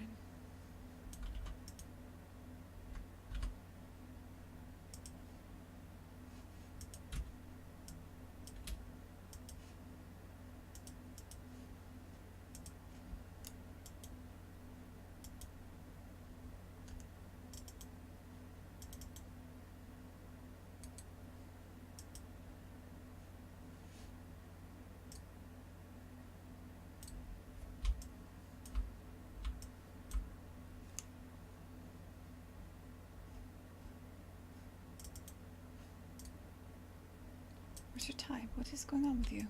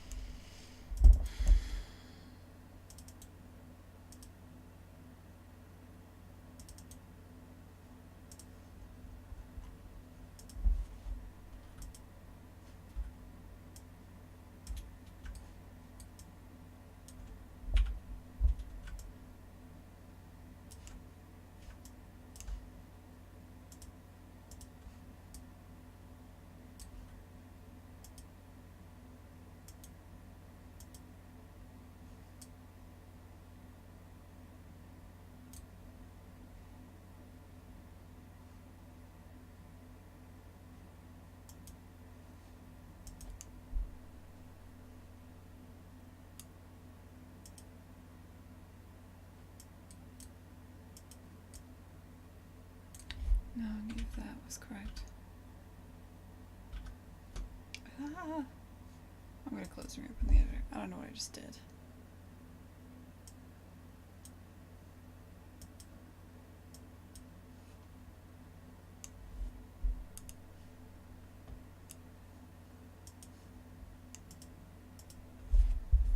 Am I planning to look at Target? No. I mean, they don't have eyeballs, so I don't know how I would make that work. I mean, I know there are... I could see a world where that's useful, but I don't think that hits the style I want to go for.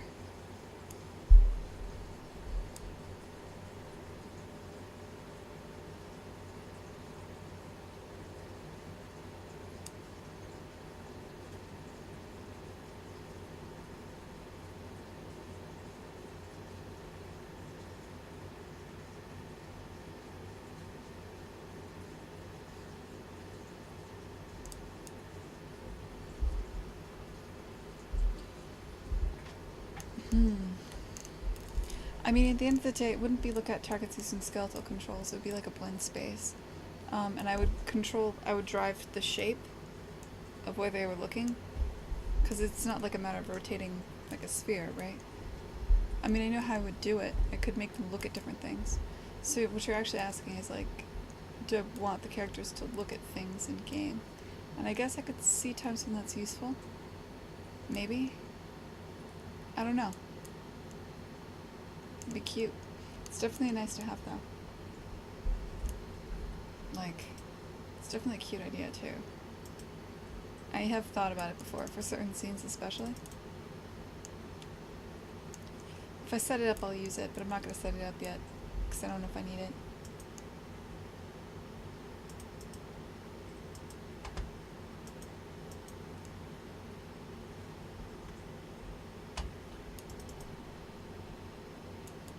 Alright, let's try this again. So this is what it looks like before I fuck with it. This is what it looks like.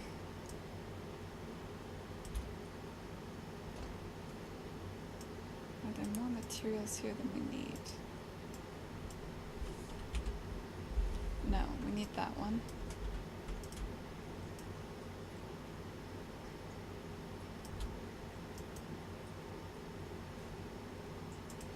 You know, did I delete history? It sounds dumb, but I might not have.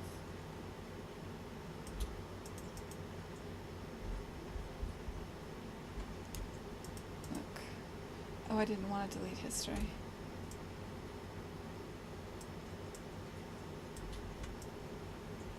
If I could help it.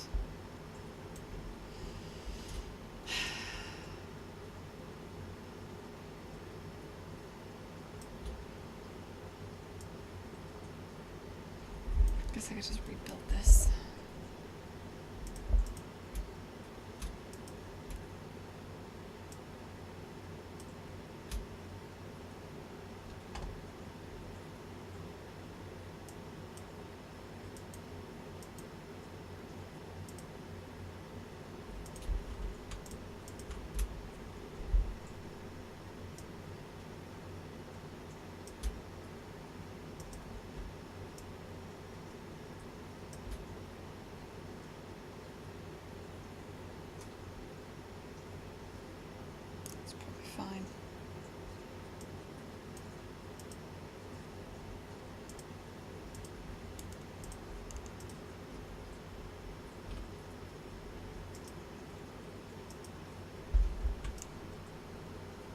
Why did that fuck you up?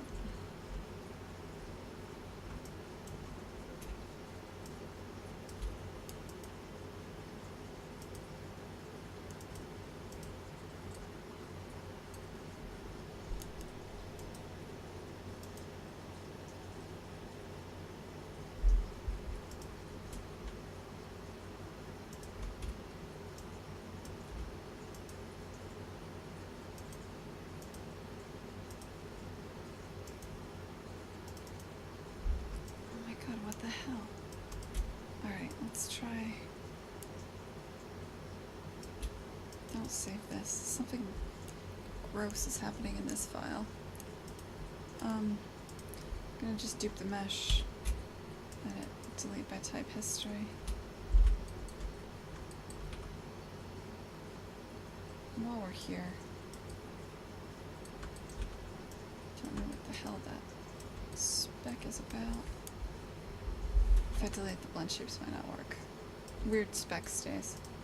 Fuck it.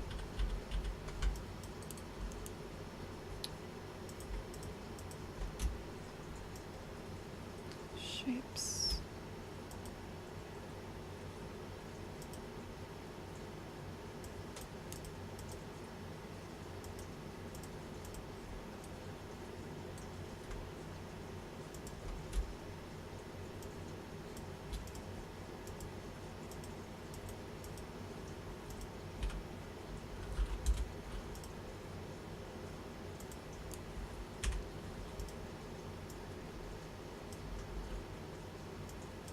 Why? What's your deal? What the hell's going on? Am I bringing in the wrong thing? Try this again. Export skin weights. Oh, right, no. What? Edit, delete by type history. Create the blend shapes.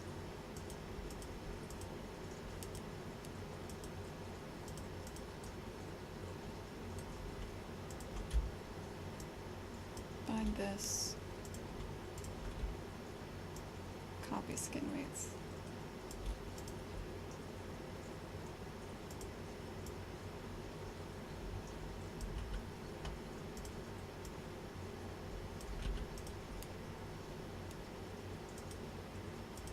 Sorry.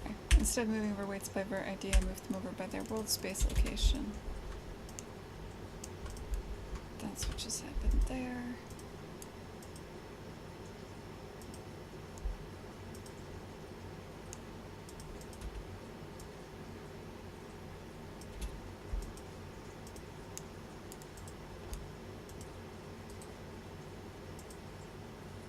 Still got some weirdness, huh?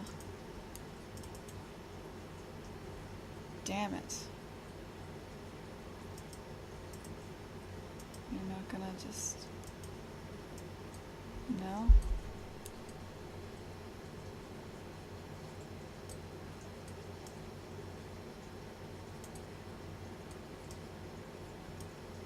Why are you doing this?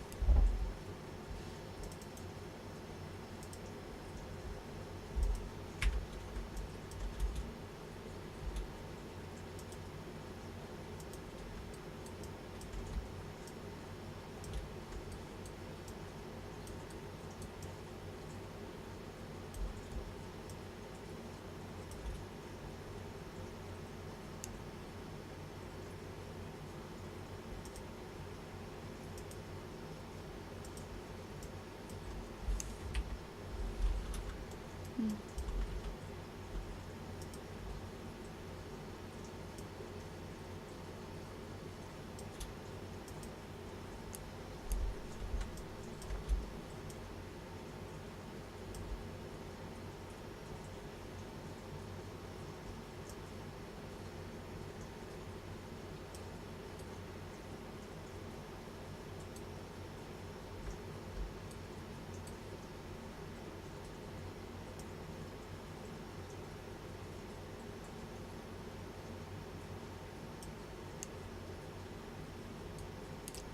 that'll do, but...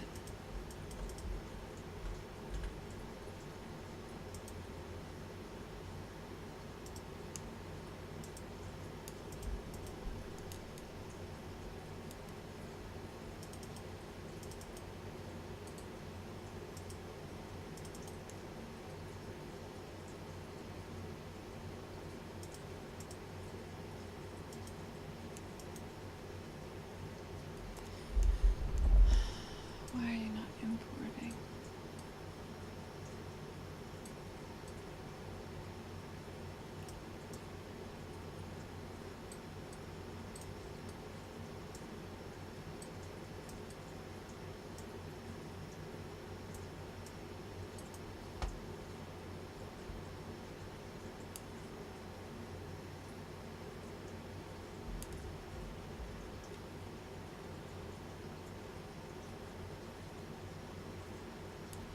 Does it need to be a different FBX?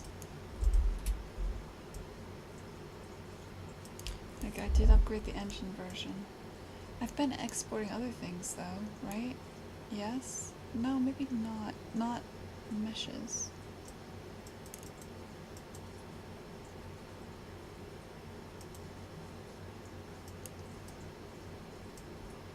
Maybe they moved over to a new version.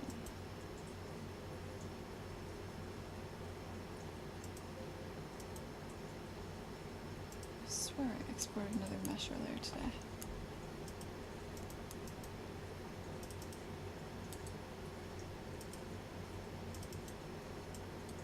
No. Fuck.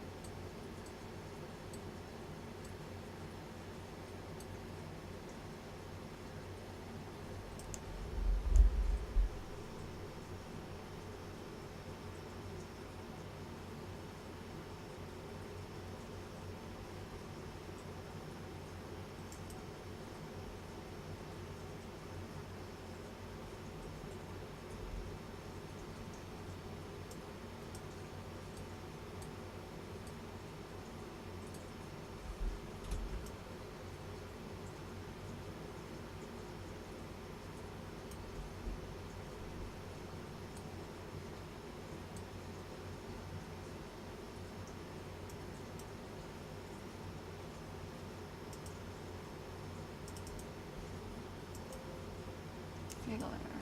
Of course it is.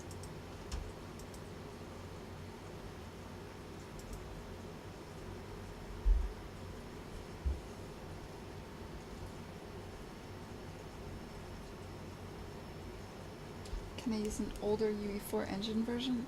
It's not like you just swap between engines. No. I mean, there's just too many things that are different between them. Enough that they introduce bugs or...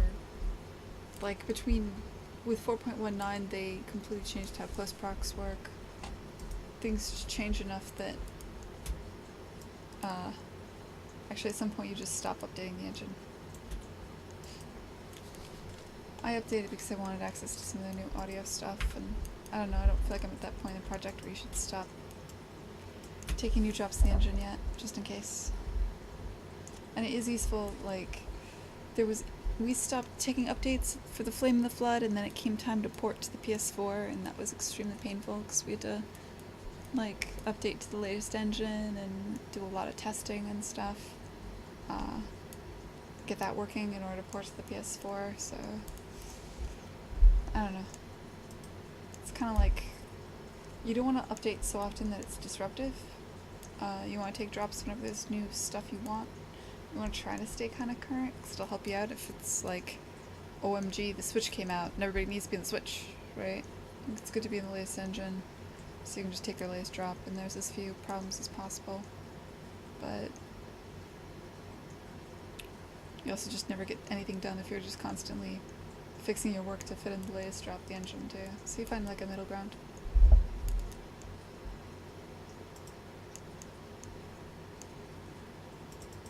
Damn it. What am I doing? Solo mission. Ah!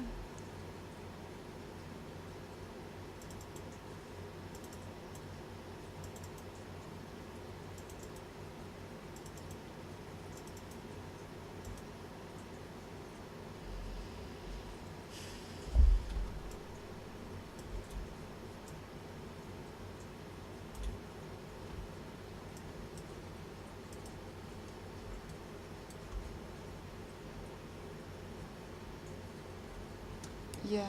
Hey, Teddy Gravy. It is going.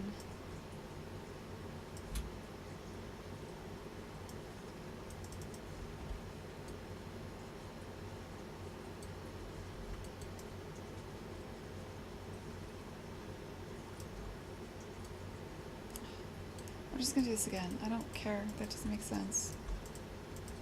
I'm gonna dupe this. Now you're like confused about your materials, huh? Really? Why am I calling me surprised?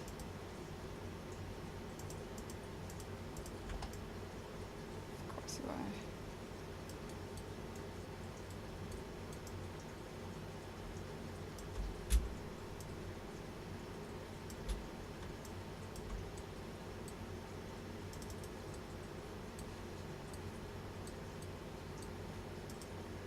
Spend a lot of time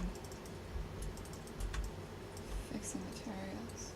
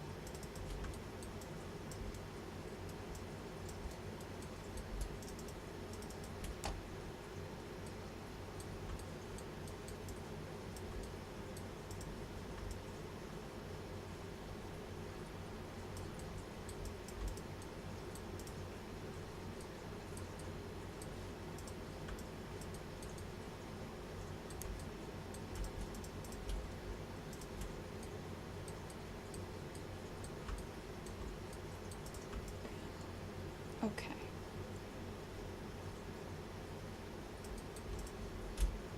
Edit by type history.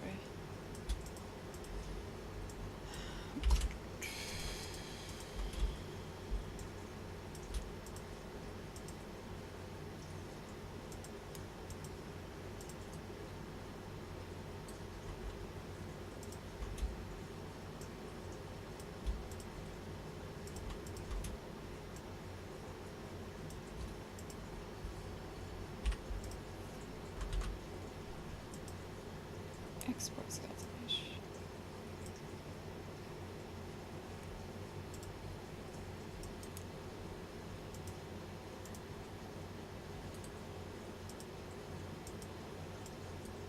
Oh, right. Maybe that worked.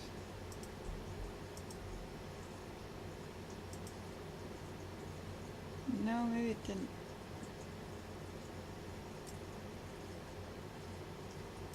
Hard to say.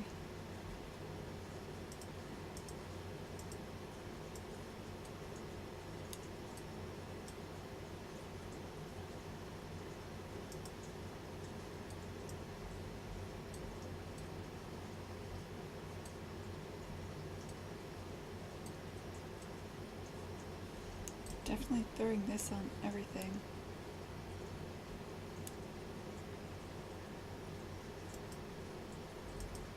Material IDs are all fucked.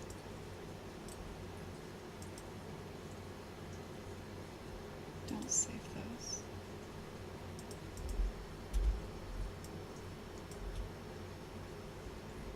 Go back to the other version of FBX.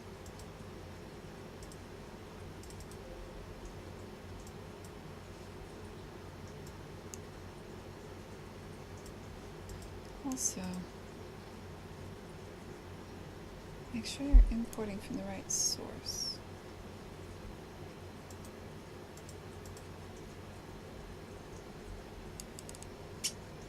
Oh, hey.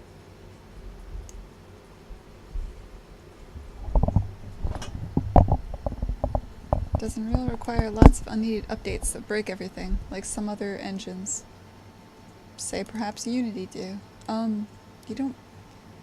I don't know what you mean by require an update. They never you never... It's not like Windows or some shit where they're like, you will update, and it just happens. You choose to update. You get up to the latest engine you want. And so it's always on you.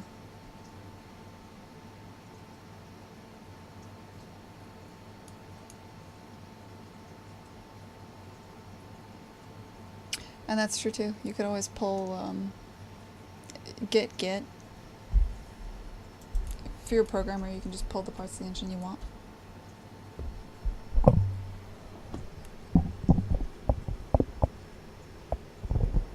Hey Michael, what's up, dude?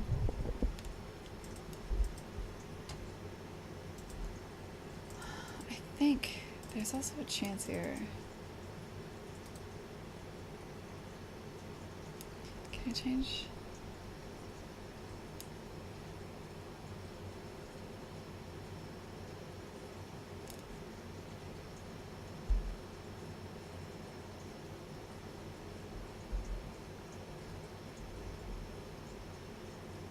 I'm gonna re-import new source. This is what I actually want to do. So I'm exporting to this one. Just want to make sure I'm not repeatedly re-importing this one.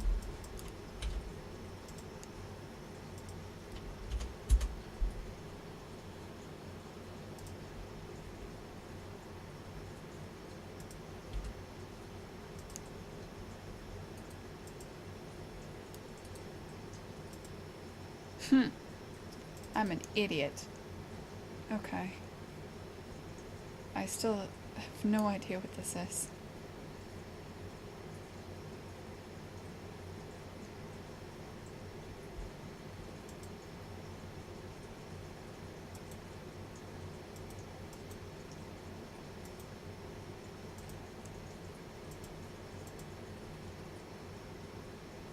Yes, that should be normal.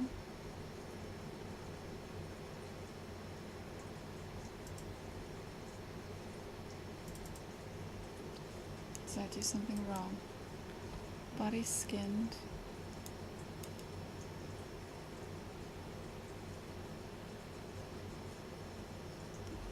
Yeah, that's correct. It just didn't used to give me that warning. Anyway. Oh, we have the materials now.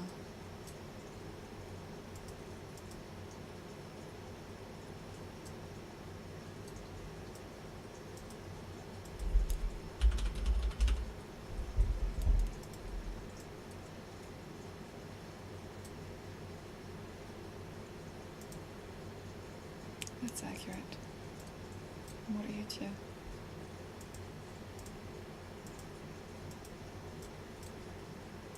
Just chilling. That's fine. This looks right.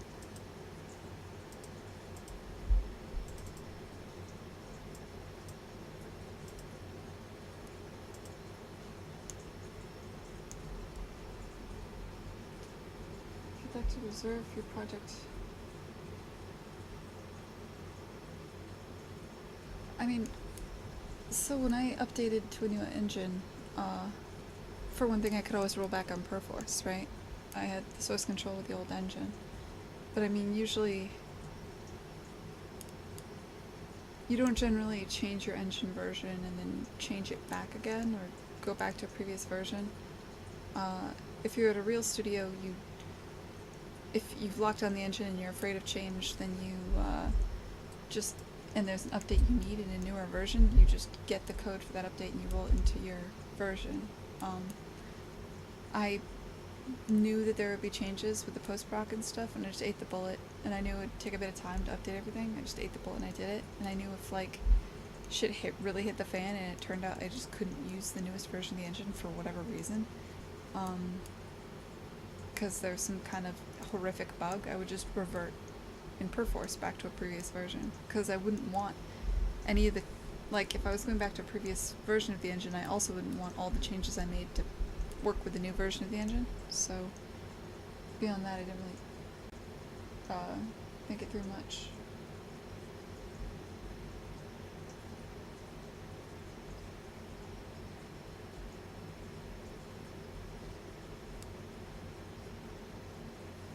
Hey, spastic chihuahua. And no, I'm still using default engine.ini. In fact, the biggest problem wasn't even like anything updating the content, it's just I wanted to use their new audio engine, and in order to do that I had to activate a plugin, and the plugin is a C++ plugin, which is not a big deal, it doesn't matter, but it just, the biggest snag I hit was when it came time to cook a game. In the past I've never had to have Visual Studio installed, because I didn't need it. Whereas if you cook a game and you're using a plugin that's a C++ plugin, even if you don't touch a line of code, it doesn't matter. You just have to have Visual Studio installed for the cook process, and the cook process is slightly longer. That part sucked.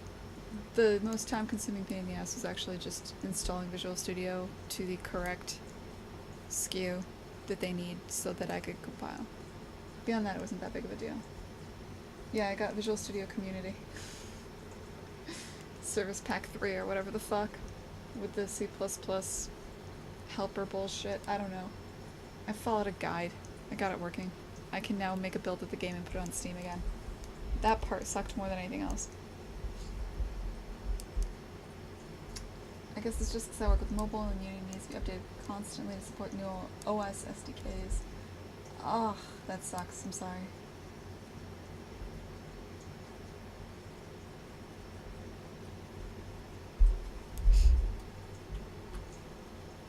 Yeah, I can imagine that would be terrible. God.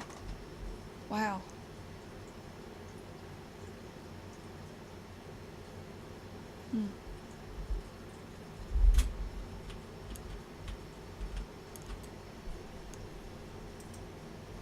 Let's see if I broke my drummer.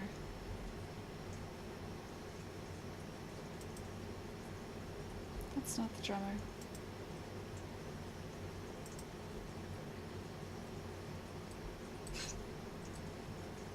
Well, it's not good.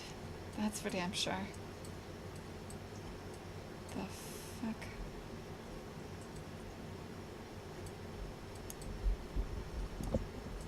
Wire levels no longer... Oh, god damn it. There's a couple other bugs I haven't fixed either, huh? Let me write that one down.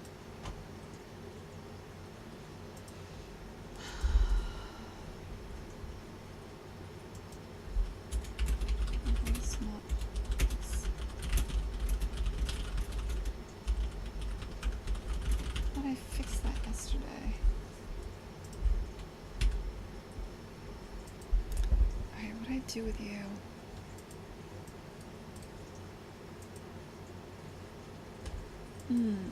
I do wanna...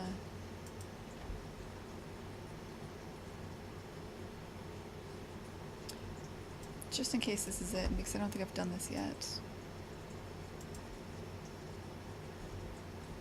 Show me, like... Where's my retargeting?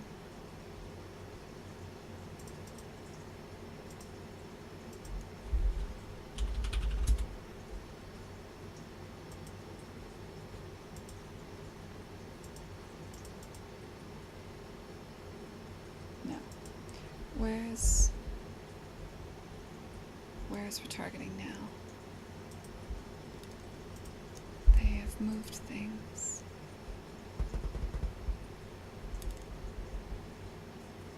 Maybe that was it. Blend profile scale. No, I don't know what you are. That's new. Targeting options. Ah. Okay. So what this says, all animation you get from the file, I want it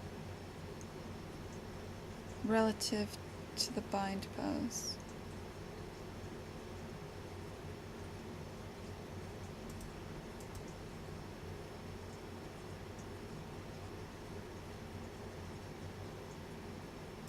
Not scaled. Can I do that on multiple things now? No. Fuck.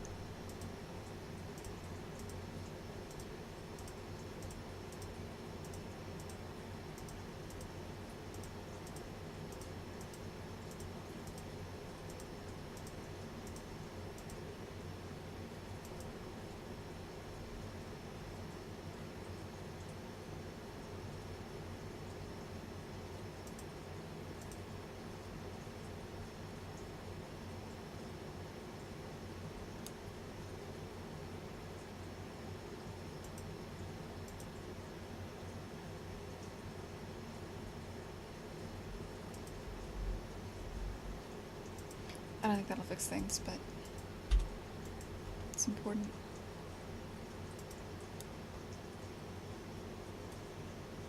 Oh, that's actually better.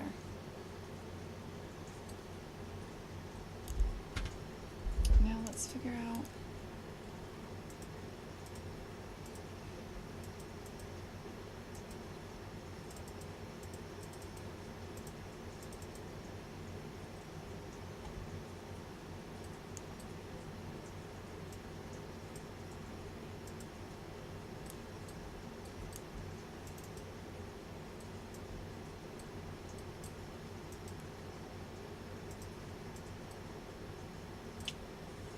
Well, that doesn't look right at all.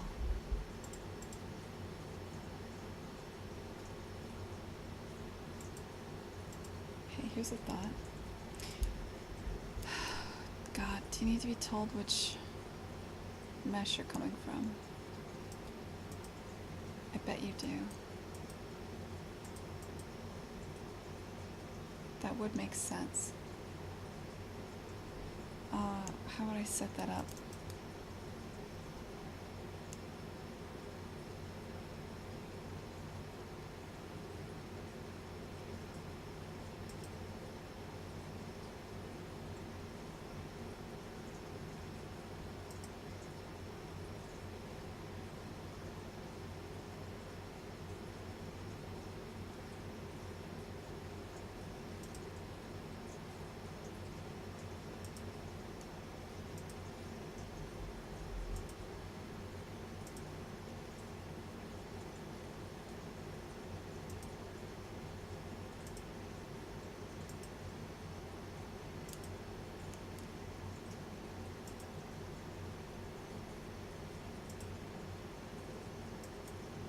Alright, so all I'm saying is, because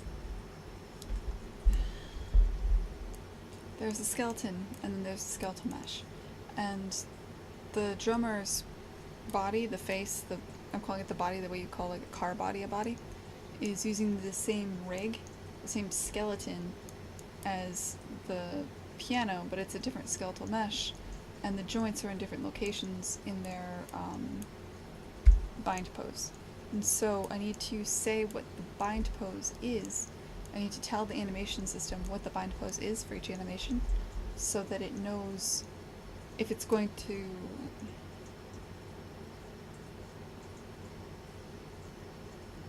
It just needs to know which bind pose to use. Right now I was assuming the bind pose was the accordion, and it was applying the animation data relative to the accordion's skeleton, which looks real jacked on the drummer.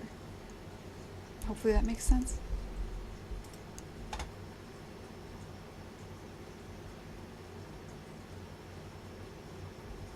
How long did it take to get the hang of coding in Unreal? Like using blueprint scripting? I don't think I'll ever get the hang of it. It's a lifelong journey. I don't know, man. Like,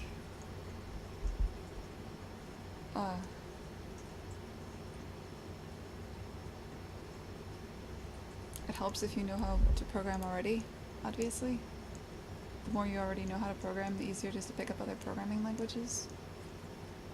Visual scripting is not a programming language, necessarily, because the way you organize your thoughts is different. I like it a lot, but it's not for everybody.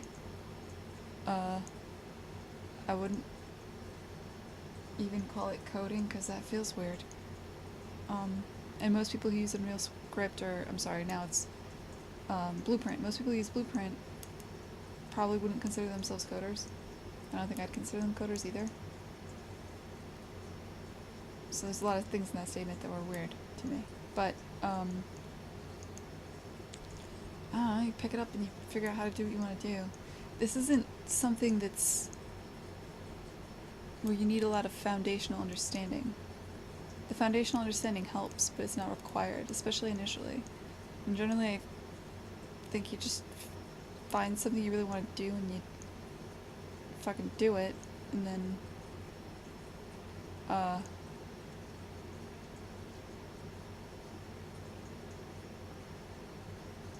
fix it later when you've figured out what you're fundamentally most likely doing wrong. How long does it take to learn?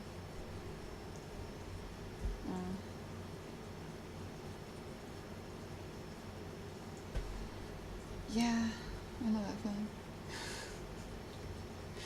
That was the least helpful advice. I don't know what I was supposed to answer there.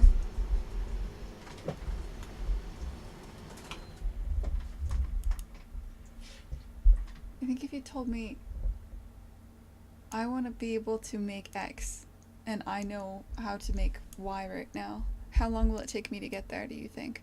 Then I could help you out with that. That I can give you estimates for. Okay. Just say 2 years. 2 years. There's a joke at work, and I actually kind of believe it. We said, if you know the game you want to make already, like if you already know what you want to make,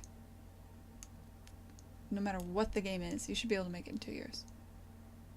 But that's a huge fucking if. The if is like, knowing what you want to make is like the biggest part of the question, so that's kind of bullshit.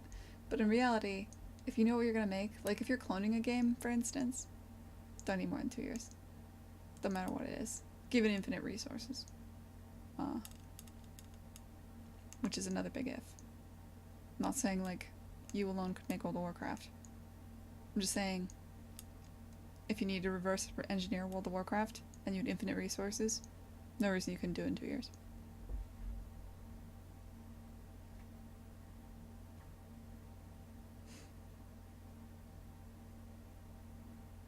The wise Greek philosopher Shia LaBeouf.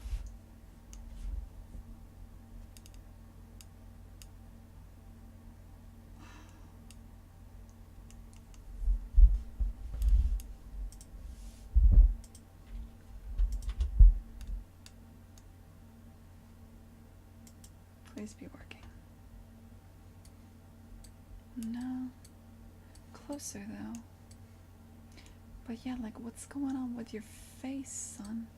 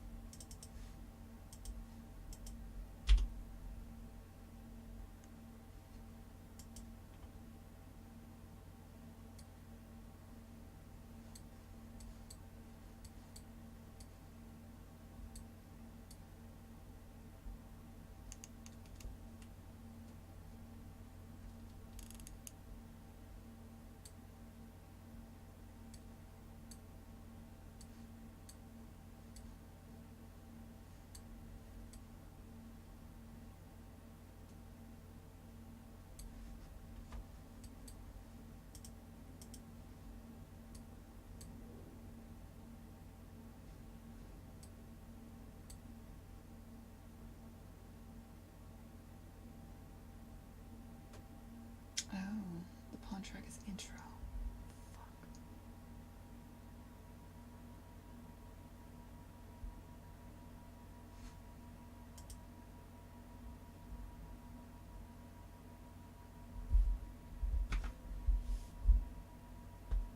Which means, wait, so if I'm right, then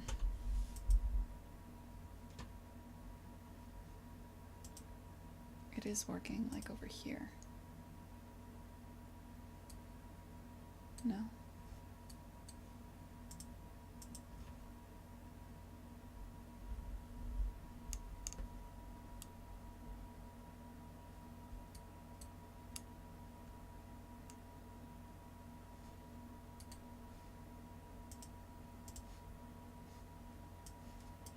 The thing that tells us the body's tree what pawn it is isn't working.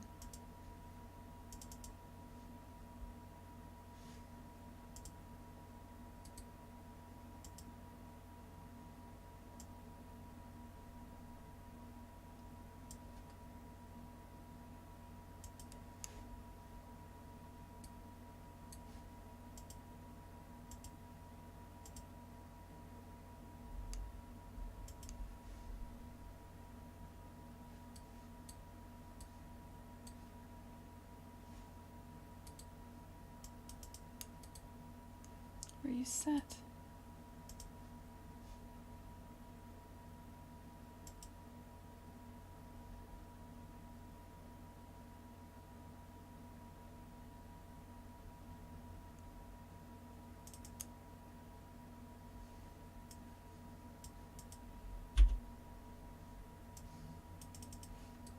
What? Oh, what the fuck? I hate me. Alright.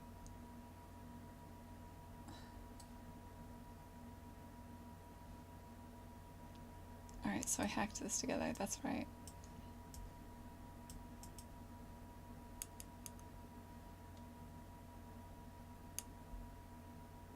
Well, that's some dumb shit, isn't it?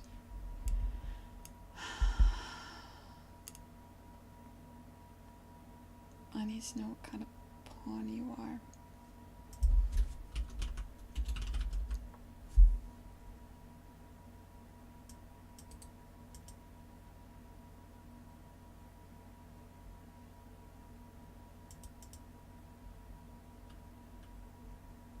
You should already know what kind of pawn you are.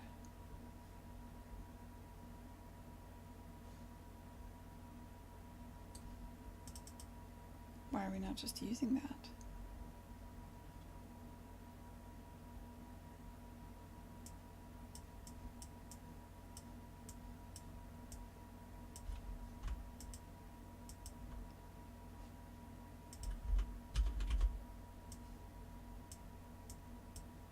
Tell the animation tree your pawn track.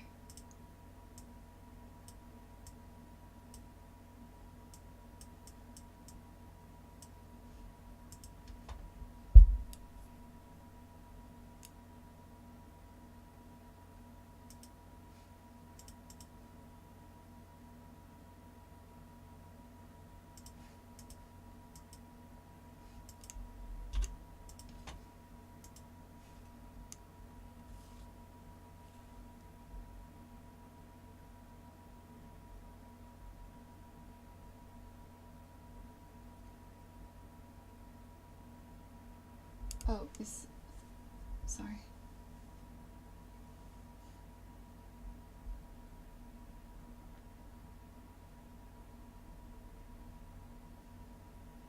Yeah, I don't know when it's gonna be released yet, Tardy Gravy. Not this year. Definitely next year, but that's a huge gap. That's like a 12-month time frame that I just told you.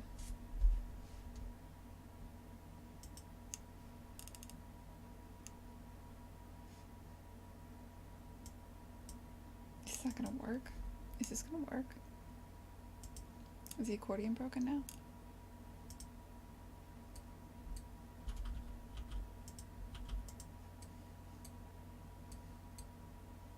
She's still kicking. Alright, is the drummer working?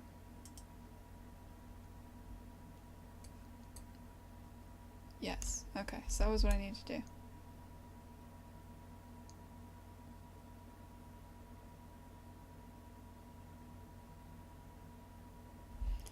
Okay, let's get that hat. Things are almost at a place where I can start animating.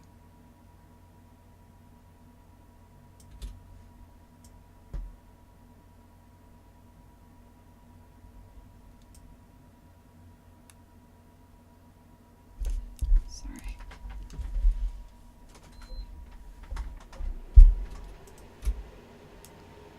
Open.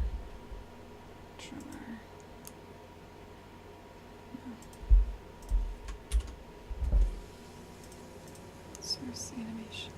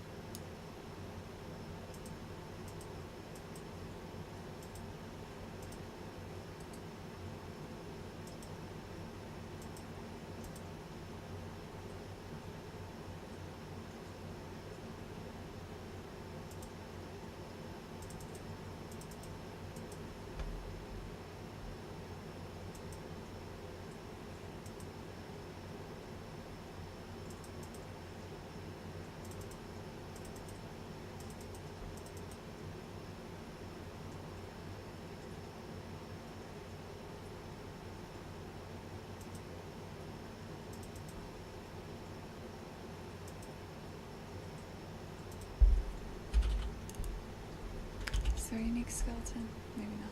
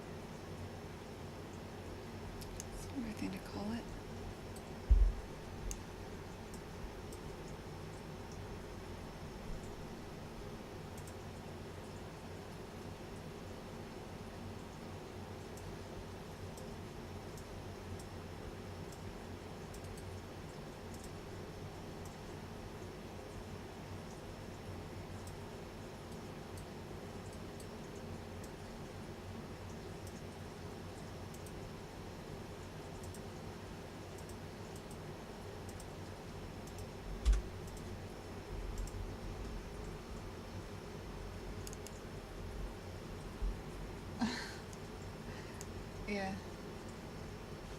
Maybe I'll pull a William chair. I don't know. I've never made a project solo before. It is maddening, I will say, just how long it takes to do everything. Like it's hard to explain. Like I knew logically.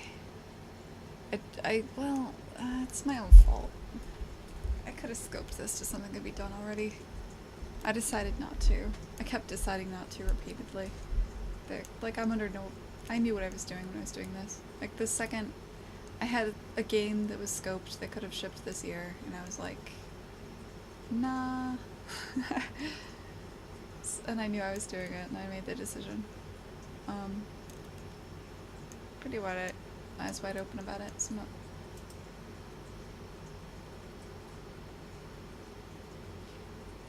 My concern with William Cheer is I think he actually believes the. I mean, we've talked about it. We talked about it in the podcast. He was like, yeah, I'll write the save system in like a week. It'll be like a weekend. Like, I think that comes from a place of, oh my god. I like it though. In some of the better directors I've worked for have no idea what they're asking, and in a way that's sometimes that can be good. Sometimes if you assume there's limitations, especially in AAA, if you assume there's limitations, there's things you just can't do for tech reasons or whatever,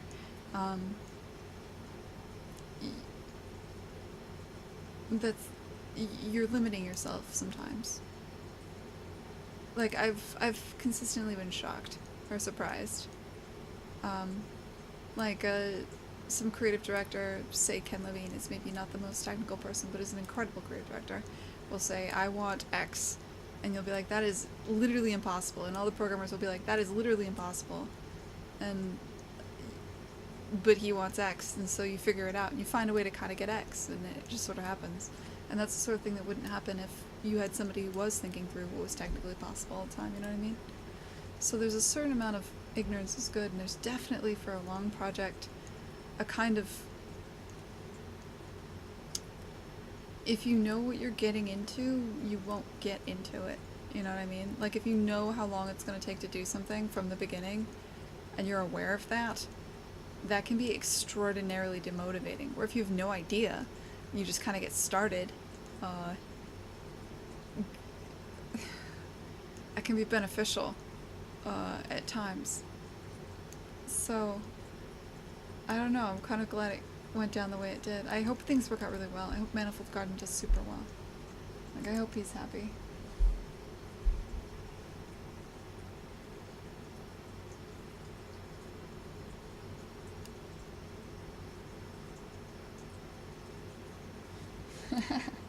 Scope creep.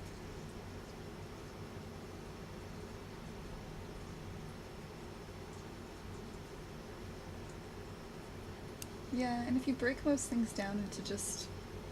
if you don't think about something as, here's how I want it made, if you think about something as, here's the experience I want the user to have, here's the thing I actually want, you can fake almost anything, you'd be surprised. I mean, for the whole...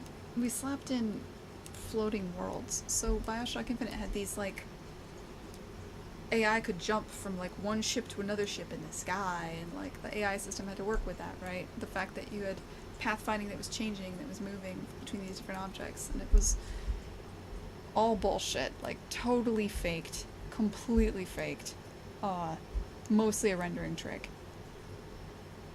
Mostly, like, I can't explain that, I think Anaki's written papers on how he did it, but it was just, like, not real at all.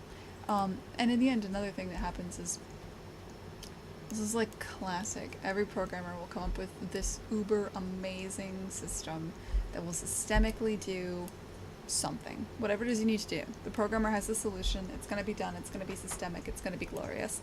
And then, like, over and over and over, you hit the end of the project and it's like, oh fuck, we just can't handle every edge case, and it's just, if we did systemically, it would look like crap.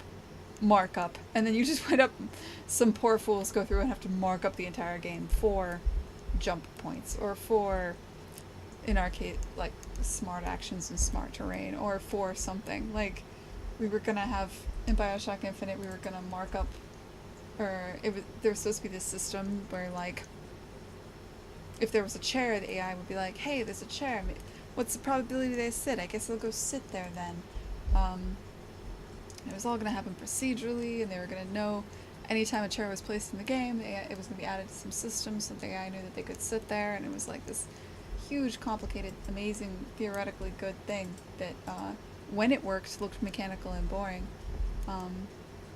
And in the end, we pulled it back to its simplest form. We made little smart terrain markers that had like a series of if-then statements in it, and basically I wrote out like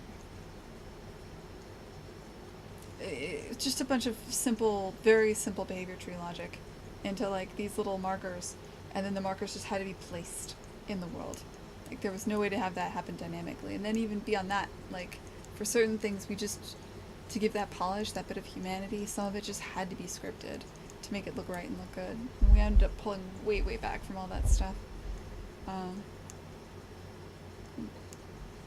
Because we're not Assassin's Creed.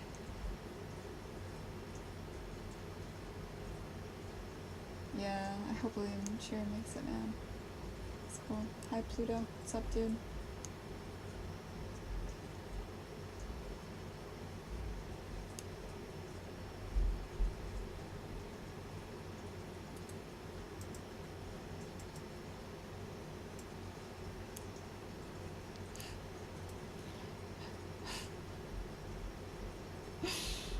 Yeah. We're all guilty of it, though. And, you know, sometimes it's the little bit of polish. I mean, you never know. It's better to just, like, start doing everything. Take everything to 80%, because you can do that pretty quickly. And then cut back what doesn't work. I'll tell you, in this game, there's shit tons of shit I'm already ready to cut. For one thing, my icons are broken in the latest version of the engine. That's fun. What the hell is that? But, like, this whole idea of, like, mouse over, I don't feel like polishing this and making this work. I'm getting rid of this. I'm gonna do, everything's just gonna be ribbons with these icons that are 2D that you click. I can't support, like, I don't want to figure out how to make this work with a controller. The hell was I thinking? The idea that you mouse over a level in order to play it? I mean, it's fine, it's good, it technically works, but to get that to the polished level I want is stupid.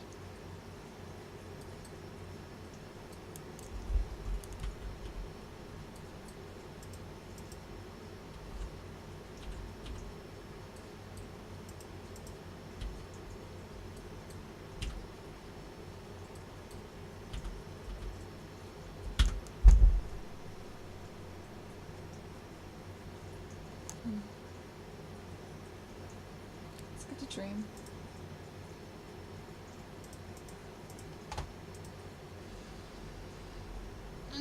I'm lazy. It's been 3 hours. I'm gonna go.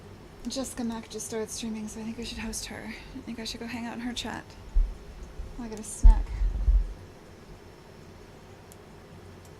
You see what I'm doing. By the time Monday rolls around, I should have this drummer animating properly. Maybe I'll have started on the trombone. Hopefully I will have. Let me see. Yeah. If I buckle down, I should be through the drummer and hopefully onto the trombone.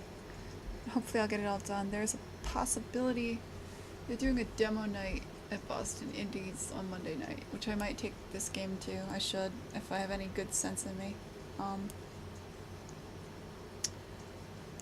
So I should also fix the bugs with this latest version of the build. Yeah. And go to the fucking demo night. But I'll stream Monday morning before I go, no matter what.